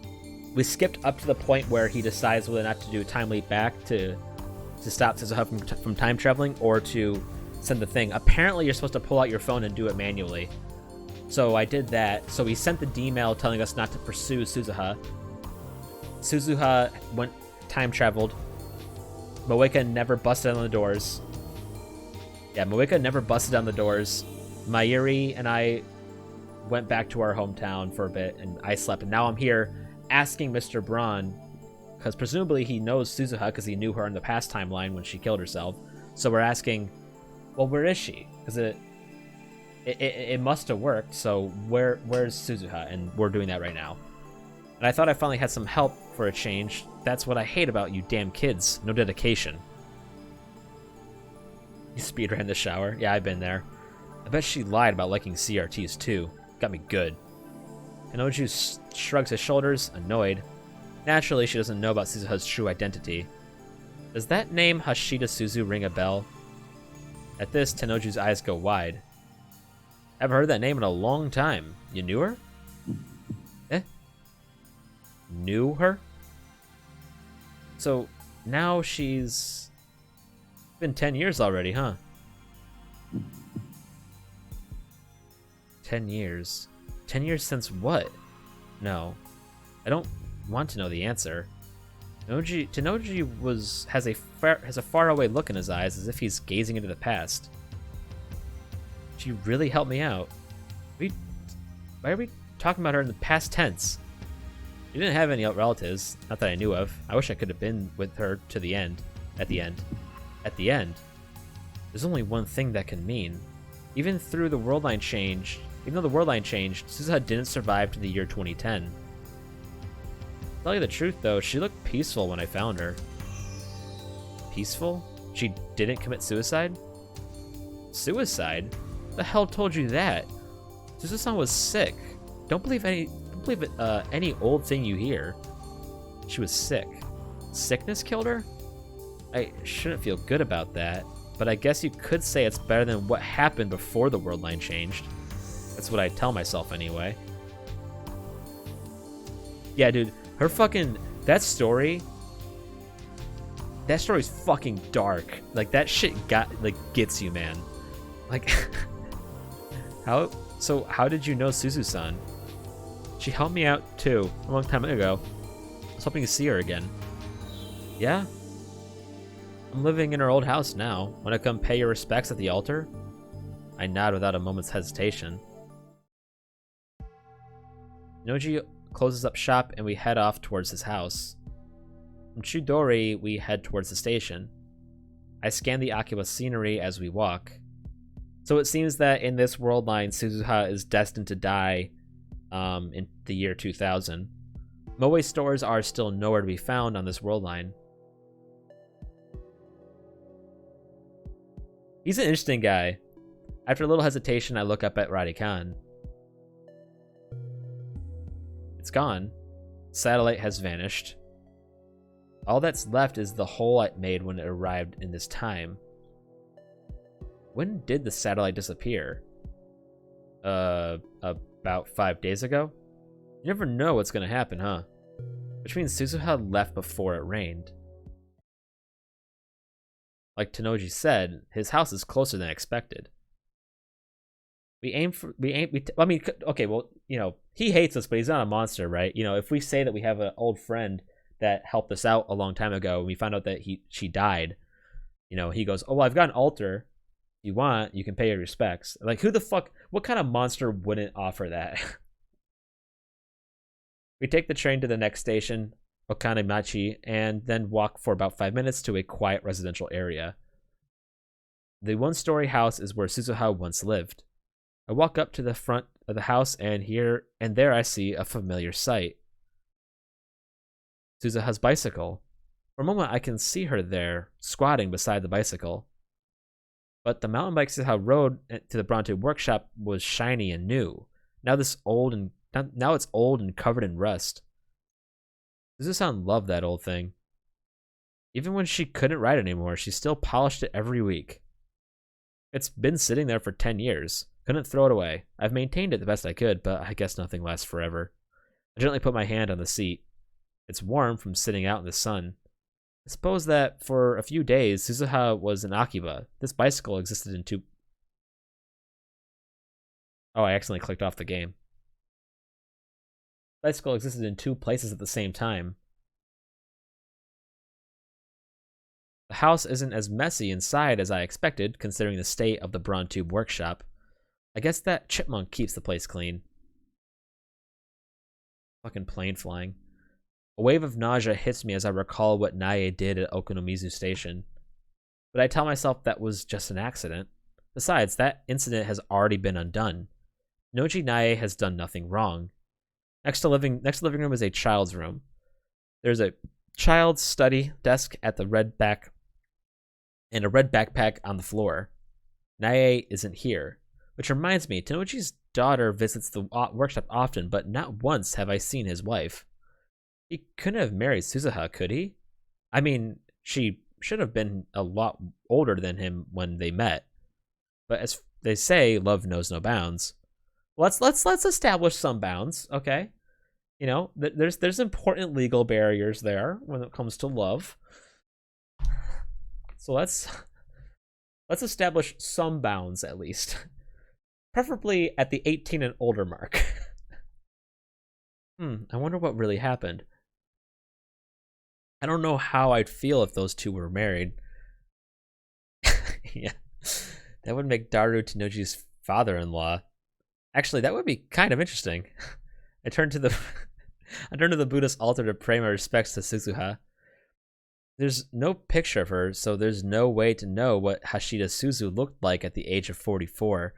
I make an offering of incense to her, then look around the house again.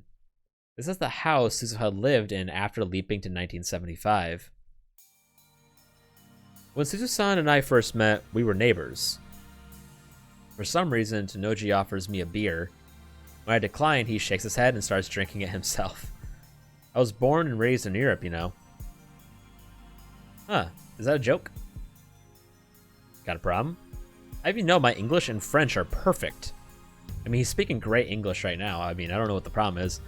He really doesn't look like someone who lived abroad. He doesn't really look Japanese.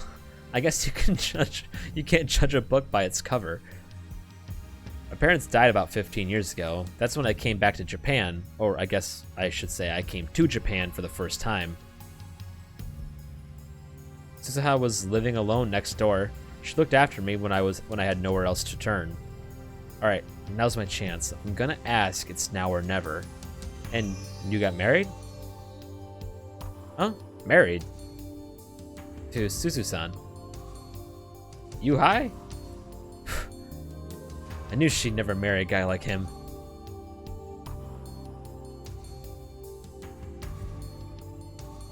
Yeah. The question is, did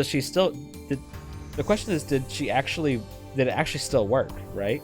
Because she was supposed to get us the IBN, but we don't have the IBN. It's not in the lab. The whole entire mission was supposed to get us the fucking thing, but we don't have the 5100. She was a pretty stoic lady. Right. Didn't have much of a social life. But she treated me well. My house burned down about 1 year after I moved here. It was my smoking that caused the fire, so I deserved it, but still. After I had lost everything, she let me come live here with her.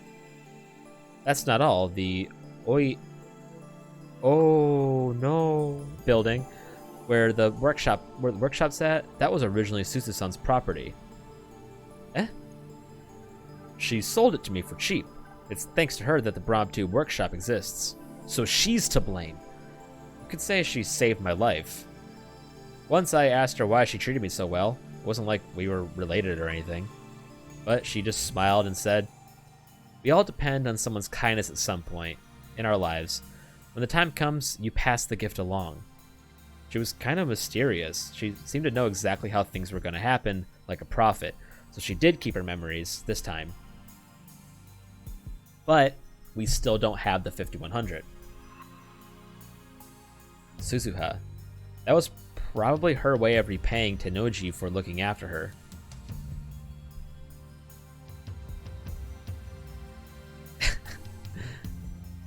Even if it was just for 10 days.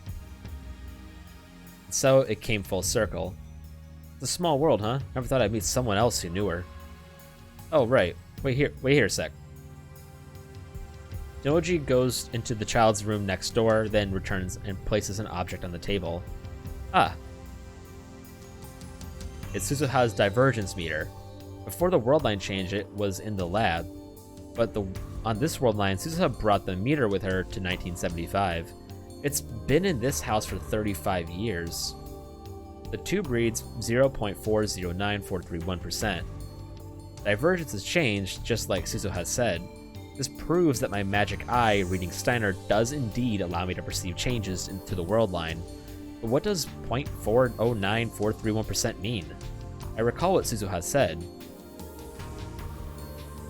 When the meter reads over 1%, you've made it to the beta world line.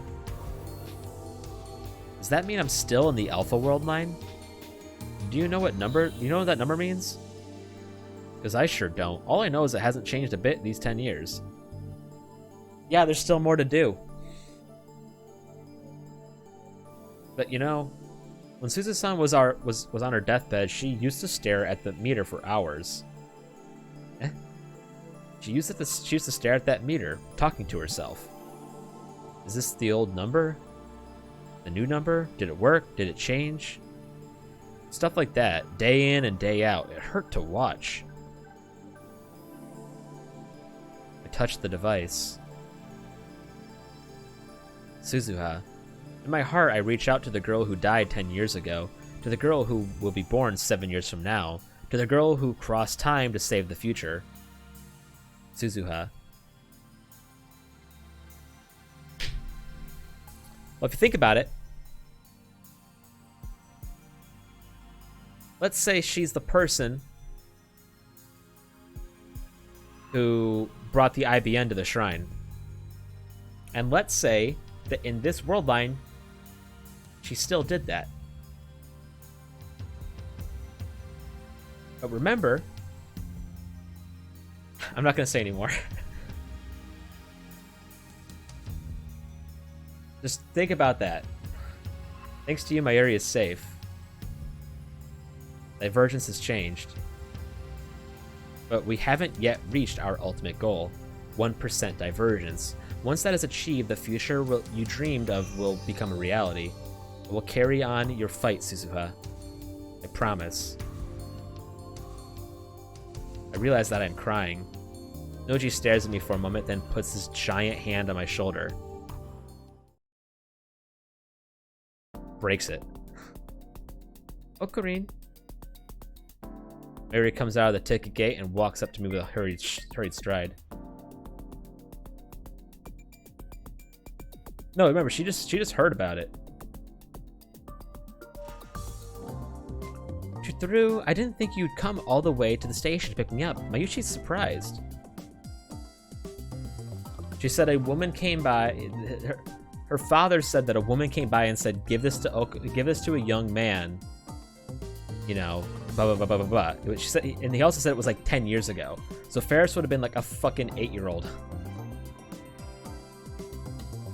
at that time. I wouldn't want my hostage to get away. Yeah, me neither. So Mayuchi's really happy. If you remember, once he sent the message to himself to pursue Suzuha and keep her from leaving, we don't know. When we sent the message to keep her from leaving, and we did it, nobody even remembered that the IBN 5100 never even entered the lab.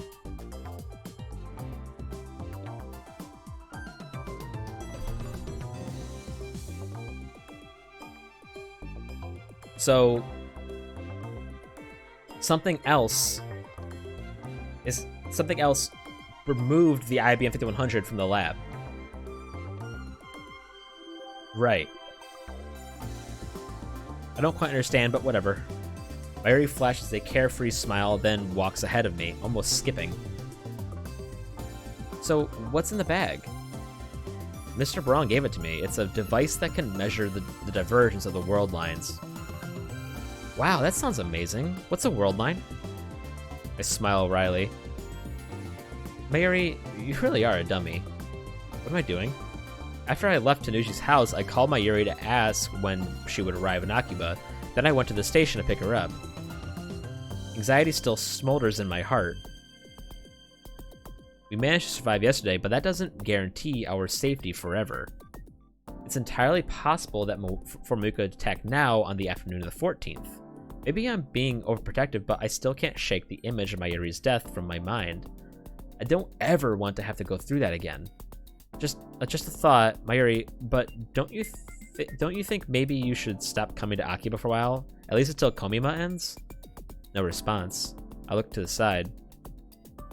Mayuri? Panicked, I scan the area and catch sight of her wandering towards a newly opened shaved ice stand.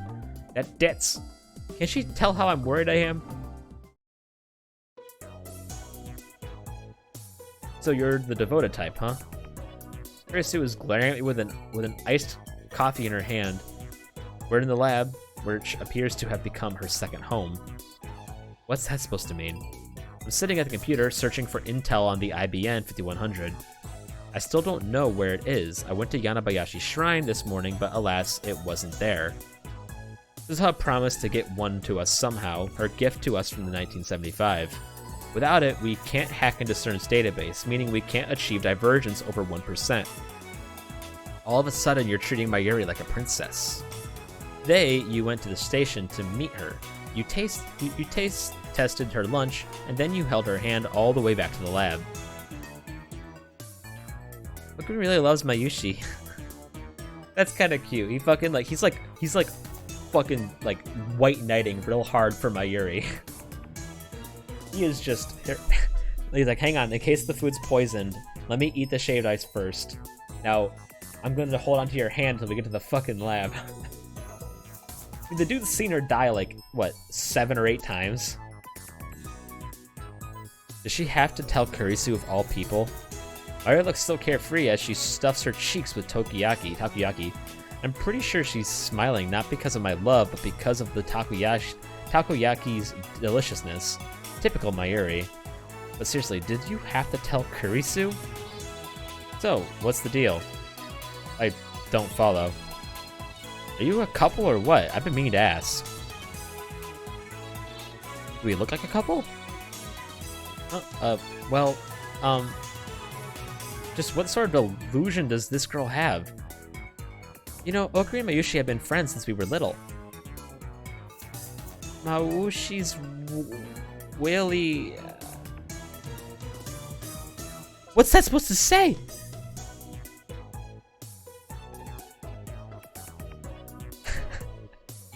What is this supposed to say? I know this is supposed to be now. Is this happy? Mayushi's Willy happy now? Howowie? Huawei? What the fuck is that? Don't talk with your mouth full. She's crying. So you're not a couple? Oh, well, of course, no one would willingly date Okabe after all. Disappointment, Christina. What are you talking about? You've finally revealed your true nature. I saw how your eyes lit up at the first hint of romance. You're nothing but a filthy mainstream girl. I bet you like to eat chocolate with your girlfriends and giggle about the latest celebrity love affair. Absurd. This lab has no need for the puppies and flowers in your head. And feels strange to be spewing this Chunibo nonsense again after what I've been through. Ugh, is my innocence lost forever? Dude, your innocence died like fucking 2 streams ago. What the hell are you on about? You self-proclaimed mad scientist Chunibo nutcase. It's been a long time since I argued with Kurisu like this too. The thought brings a sudden pang of loneliness. After failing to save Mayuri, I sought help from this genius girl. Even though her words were at times harsh, she supported and encouraged me to the end. But now all that has vanished along with the time we spent with Suzuha. Thank you for your help, Kurisu. I silently gave her my sincere gratitude.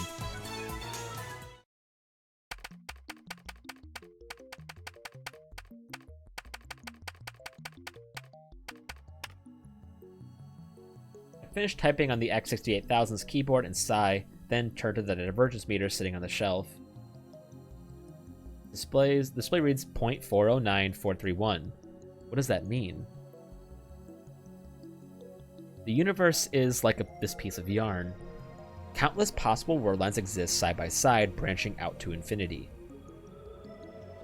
When the meter reads over 1%, you've made it to the beta world line. If you escape, the alpha attractor field will reach the beta world line, then the result will change. Reach 1% divergence and you'll save Shina Mayuri. Then does that mean I haven't saved her? Divergence is still less than 1%. Is the world still converging on Mayuri's death? It can't be. It can't be. I mean, nothing happened yesterday. Mayuri's here, safe and sound, so nothing will happen to her. It won't. I want to believe that, but the doubt within my heart is growing thick and black. I can hardly think about anything else now.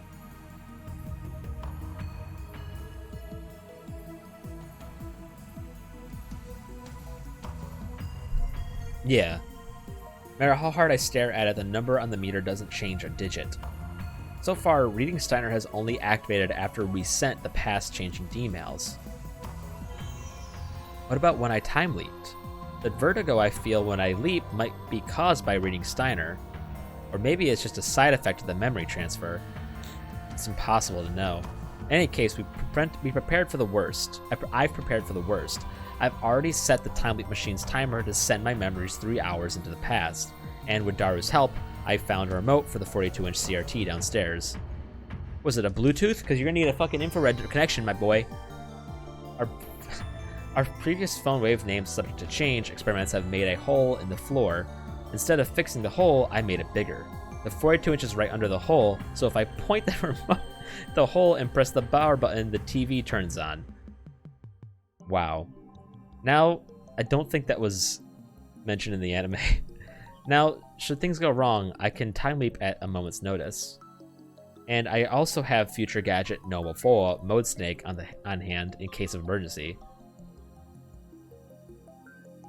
I mean, if the shopkeep's in there, the TV's always on when Mr. Braun's in the workshop anyway, because he doesn't do anything other than watch TV. Okabe? Kirisu enters the development room. Didn't you say we weren't going to experiment with the time leap machine? This is just in case. In case what? Yeah, just fuck with him. I don't want to answer that. I keep praying that my fears will not be realized. It's okay, everything will be okay. They didn't attack yesterday, so they won't attack today. At the very least, we've changed Mayuri's fate. But still, I can't help but pray. Please, let Mayuri be safe. Please don't let anything happen. My prayers go unanswered. The door slams open. 5 men burst into the lab. I recognize them, the Rounders. They aim their guns at us. I freeze.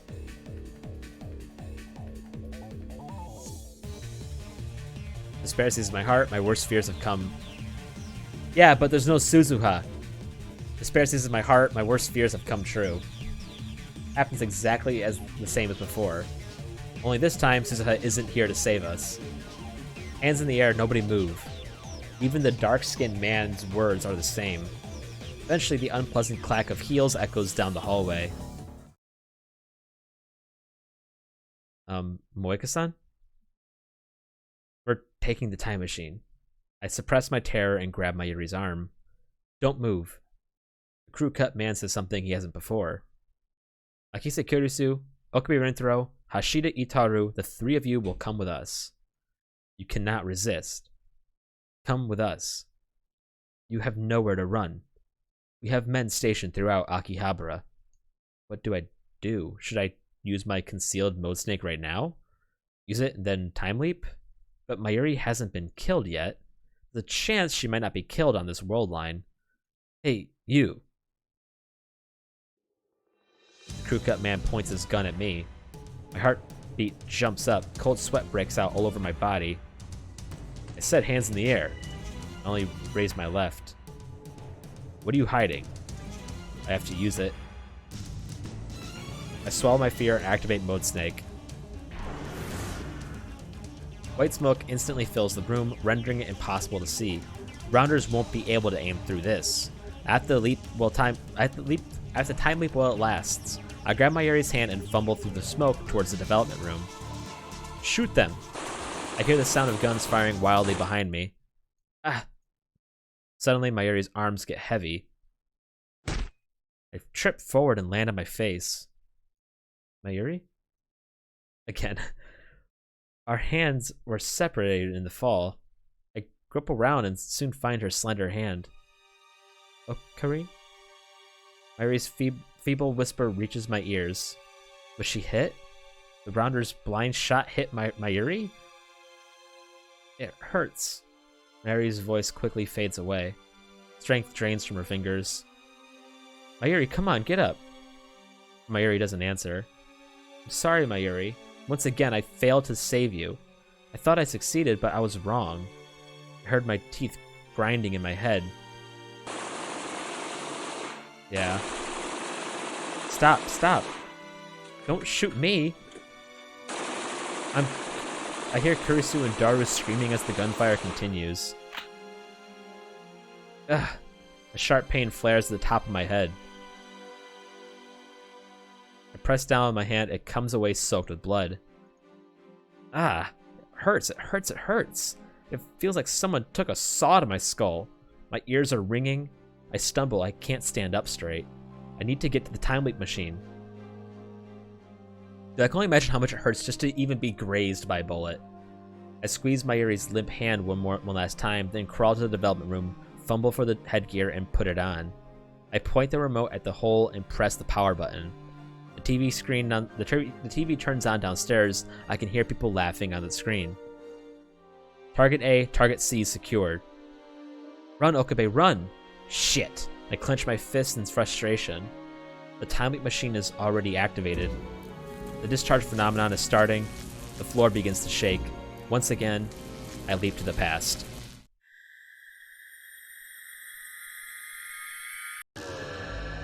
That doesn't happen in the anime, I'm pretty sure. This whole scene, I'm pretty sure. I could be wrong, but I don't think it happens like this. It has been a few months since I've seen this show, though.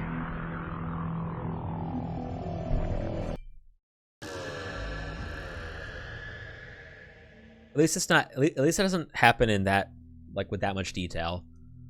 The world collapses, then reforms. Once again, I feel that odd numbness behind my ears.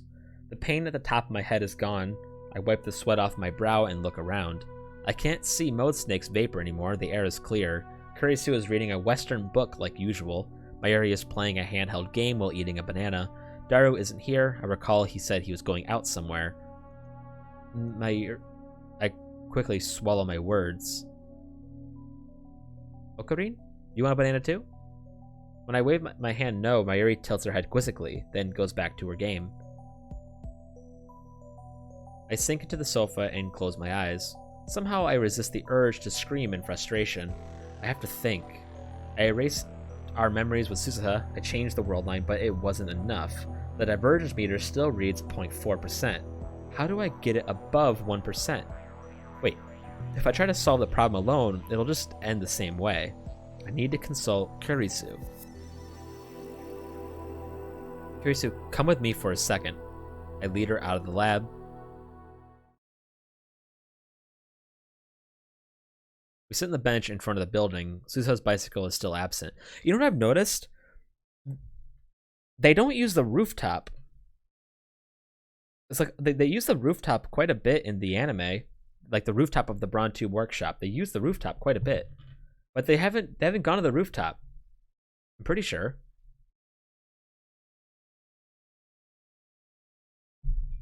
We sit on the bench in front of the building. Suzuha's bicycle is still absent.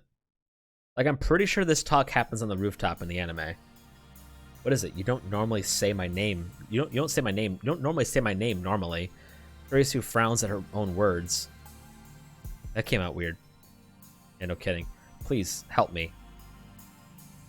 Now this is a shock. I never thought I'd hear those words from you. Do you have a fever? No, jokes. I seriously need your help. You time leap, didn't you? She's so fucking good. Ocarine, where are you going? A date with Christian? I'm jealous. This fucking face. Phyllis, you want to go on a date with me? Our relationship is purely professional. She is my assistant, nothing more. Let's see where this takes us. You time leap, didn't you? I nod. How much do you know? How much do I know about what? How much about Suzuha being John Titor? Suzuha gives me a blank stare. It never even occurred to me. When we prevented Suzuha from leaving on August 9th, she ended up staying until August 13th. But that outcome was changed by my last email. What happened during those 4 days on this world line? Have you finished the time leap machine? What are you talking about? I finished it yesterday after an all-nighter, remember? When did you leap from? 8 p.m. tonight. It looks like I'll have to explain everything all over again. Hang on, Mayuri called. I want to go on a date. Would you rather go to Sunbo or Kitchen Cute? Dude, come on. It's Mayuri. Respond, motherfucker. Be a man. Fucking shit. It's the worst.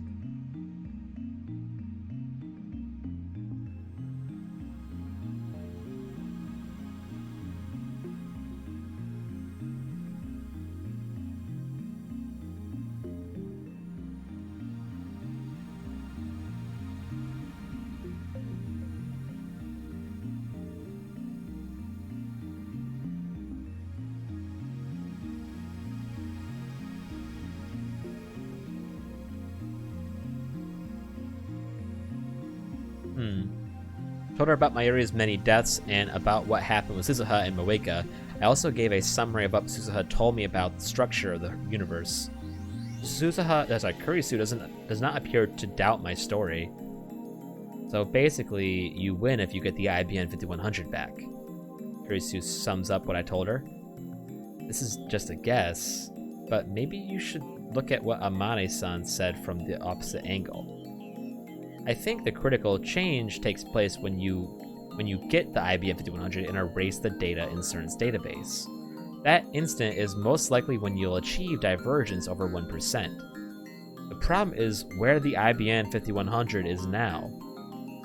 You've already found it once, that is, if your memories are real. If you can get back to the world line where you first obtained it, then isn't it bound to return to you? I see, you're right. Then the IBM 5100 was at the lab and it suddenly disappeared. You threw a fit about that earlier, I remember thinking. Oh god, Okabe's finally lost his ability to distinguish fantasy from reality. You're such a wannabe American. What do you mean, oh god? Oh, I get it. Christian is a Christian. Kirisa looks at me in disdain as soon as those words leave my lips. That's terrible. I regret it too. There's no time for puns. So, Christina, let me see if I understand what you're saying. The changes we made to the world line, namely all of the D-mails we've sent, must be reversed. That will return us to the world line where I found the IBN 5100 at Yanabayashi Shrine. From what I've experienced so far, I'm confident that the 5100's disappearance from the lab wasn't due to theft. After all, I was sleeping at the lab, and whenever I wasn't around, another lab mem was. The lab was occupied every hour of the day. It would have been impossible for someone to steal that heavy computer without anyone noticing. It makes more sense to assume that a D-mail caused us to diverge from the world line where I found the IBM 5100 at the Yanabayashi Shrine. It's still a hypothesis. I only came to that conclusion based on your explanation. If you're making facts, deceiving me, or shooting off delusions, then this hypothesis will fail. This assistant of mine has no confidence in me at all. You can't just blindly follow this hypothesis either. You may have a safety net, but if you get careless and leave yourself without any way out, then you'll never get another chance to save Mayuri. I know that. I'd ask for Suzuha's opinion too if she were here, but on this world line she traveled to 1975 on the night of August 9th. There's no way I can speak to her now. Why did the IBM 5100 disappear? Which of the D-mails caused its disappearance? Figure that out, and you're well on your way to finding the solution. What I don't understand is how we delayed the timing of Mayuri's death exactly 24 hours. True, that is interesting. Maybe it's related to the change in divergence. It could be the butterfly effect. If that's the case, any trivial change could produce a significantly deviant result. Anyway, it's important to act with discretion. Don't do anything careless. Your death, Okabe, is the worst thing that could possibly happen. You're probably the only person who can remember previous world lines. If you die, then consider Mayuri dead for good. Don't die, okay? you're not worried about you're not worried about me, are you? What? Don't be ridiculous. Why should I care? I'm not worried about you, okay? Don't get the wrong idea. I just don't want to lose a valuable test subject at all. That's all. Yeah. That brain of yours has accumulated memories spanning world lines and time leaps. It's a precious sample that can rewrite the history of neuroscience. I want to map your brain and find out what's going on in there. In other words, your time leaping helps me too. After all, the time leap machine is the fruit of my research, so to speak, and I... Calm down. Gracie turns away with a sour expression.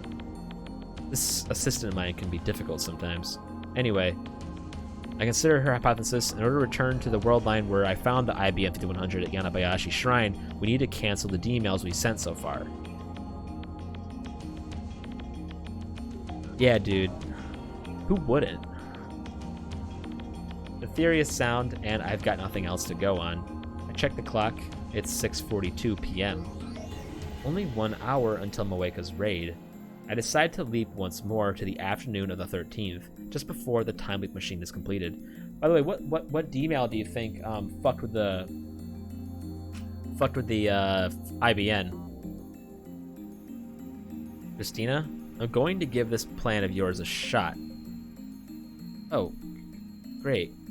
I take Curse's hand and grasp it firmly. Ah.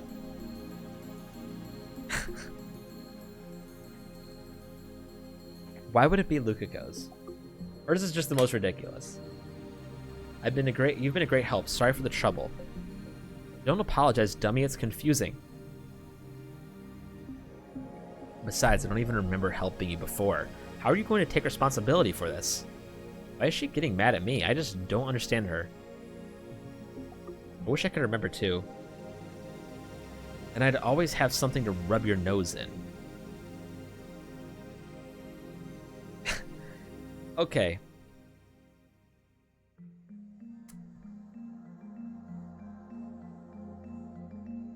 No.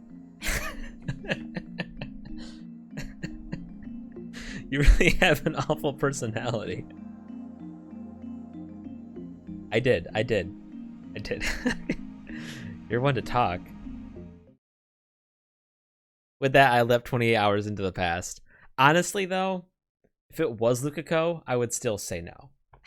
But I'm being honest. I swear.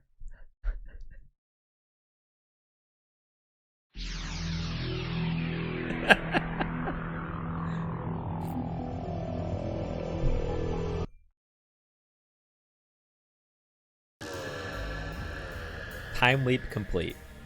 I'm standing in the lab as usual. You don't think it's you mean the phone one? The only one that we never got to check was Ferris. She was like, "No, you can't look at it." And we stupidly went, "Okay. That's fine." My brain feels like it's been pinched. I endure the pain as I check my watch. It's 1:47 p.m. Kurisu's almost done with the time leap machine, and Mayuri's almost done with Lukako's costume. They should both be done in about 10 minutes. I leave the lab and sit on the bench in front of the Broad Tube workshop. Dude, that fucking talk we had with her at the Maid Cafe was weird.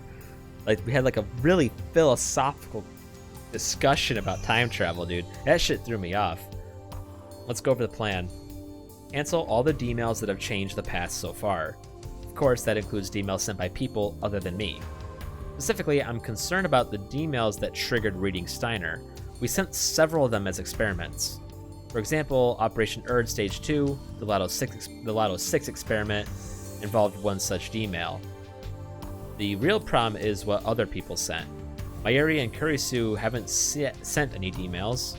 Daru sent his past self a strategy to win the Ferris Cup, but reading Steiner didn't activate, so Divergence must not have changed. Right.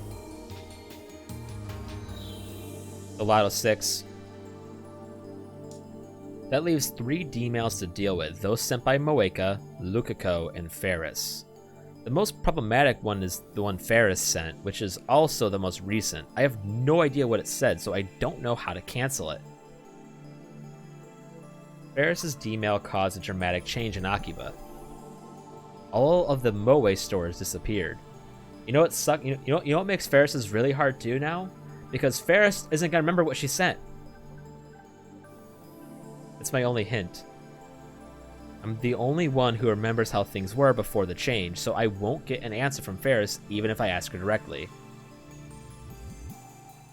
But still, I have to at least try. I should get in touch with her.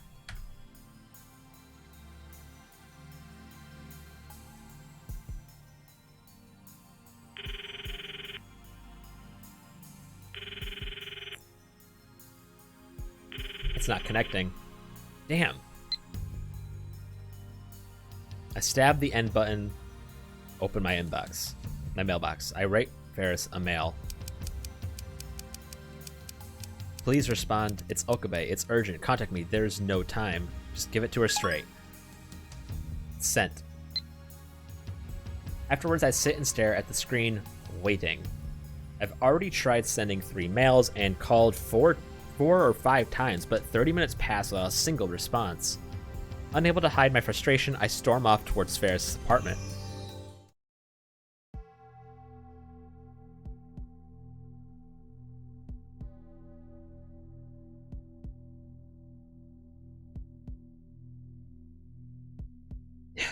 I arrive at the tall apartment building soaked in sweat. I'm burning an awful lot lately, so I realized how out of shape I am.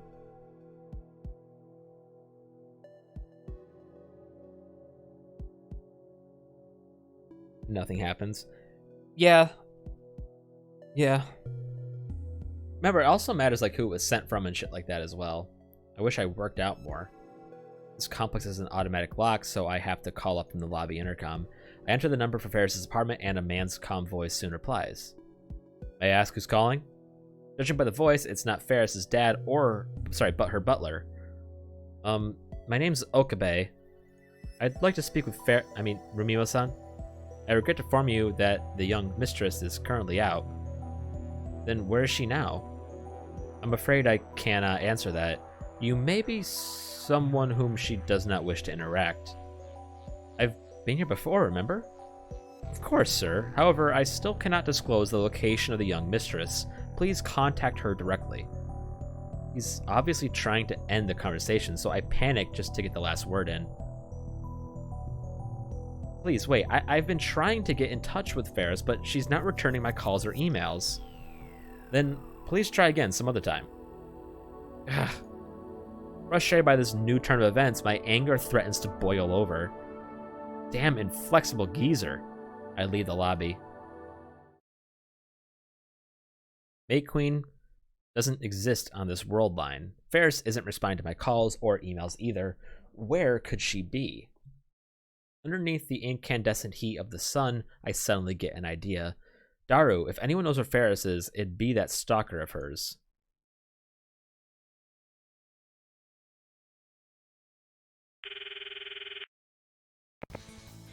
Yeah, Ocarine?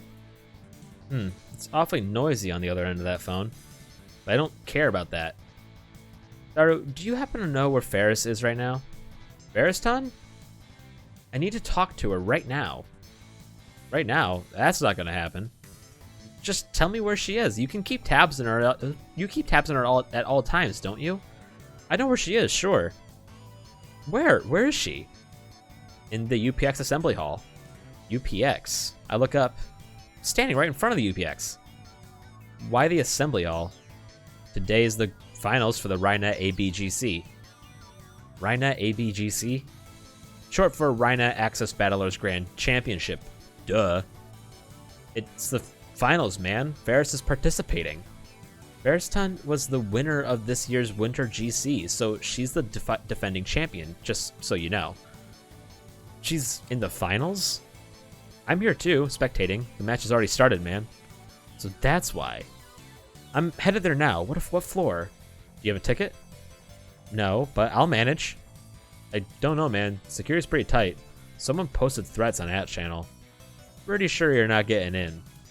Then you come out. I'm in front of UPX. Can you lend me your ticket? No way. It'll end at 4, so can't you just wait until then? Hey, Daru.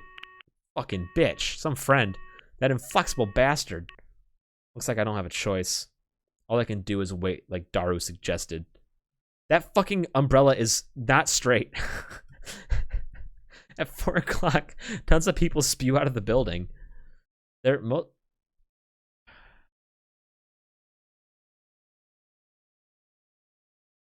mostly parents with children, but there are also men and women in their 20s and 30s.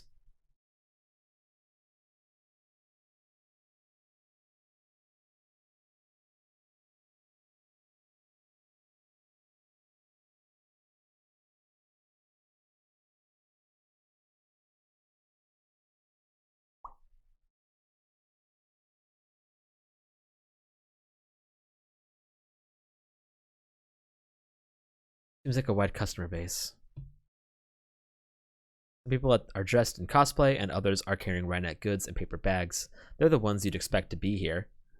Maybe I should try calling Ferris again. That should be over.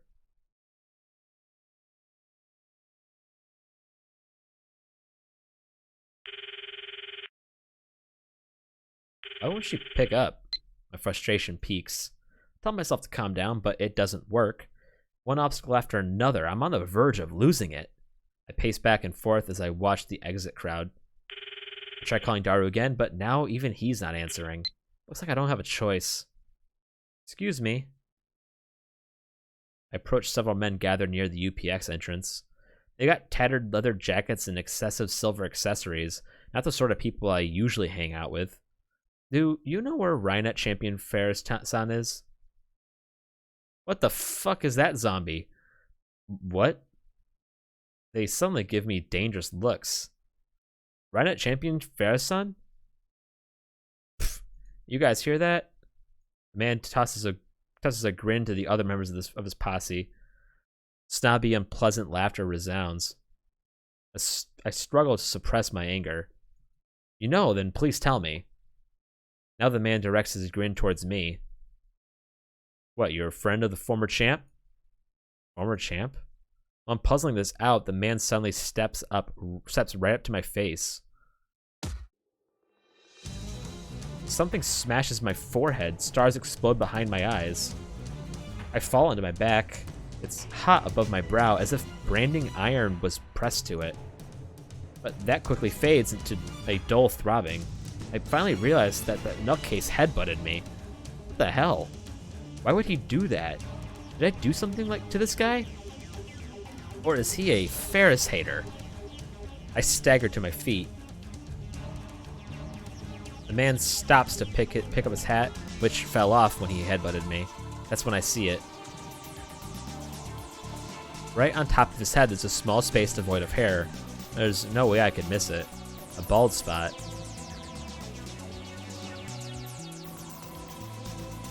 Sorry, but you asked for it. The man with a bald spot who seems to whisper to Gaia to shine more. It made my dirty heart ache to hear you call that pussy a champion. Get it? Don't you ever call that disgusting cat girl a champion to my face ever again.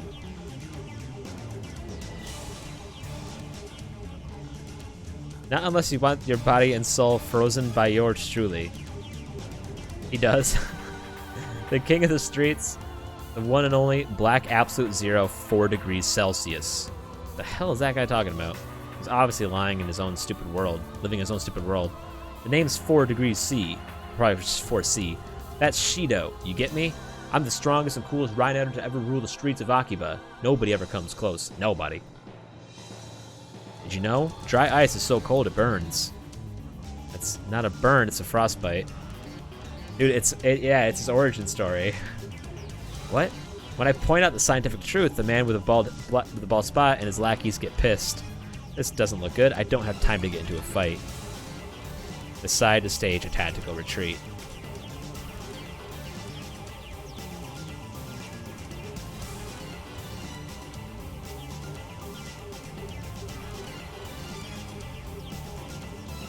Well, that's not Shido. That's 4C. He said his friend over there is Shido.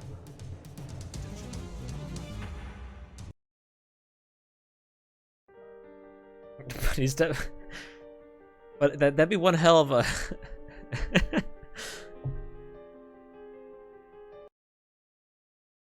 But they're all due for a change of heart. That's for sure. How could I have been mistaken? Oh man, we'll be back tomorrow. Same 8. We'll do. I think we're doing another 8 to 11. I think.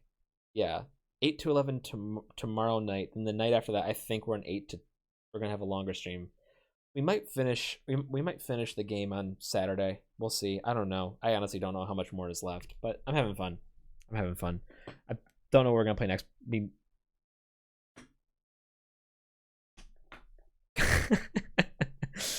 Oh man. All right. I think you're ready for work. So later.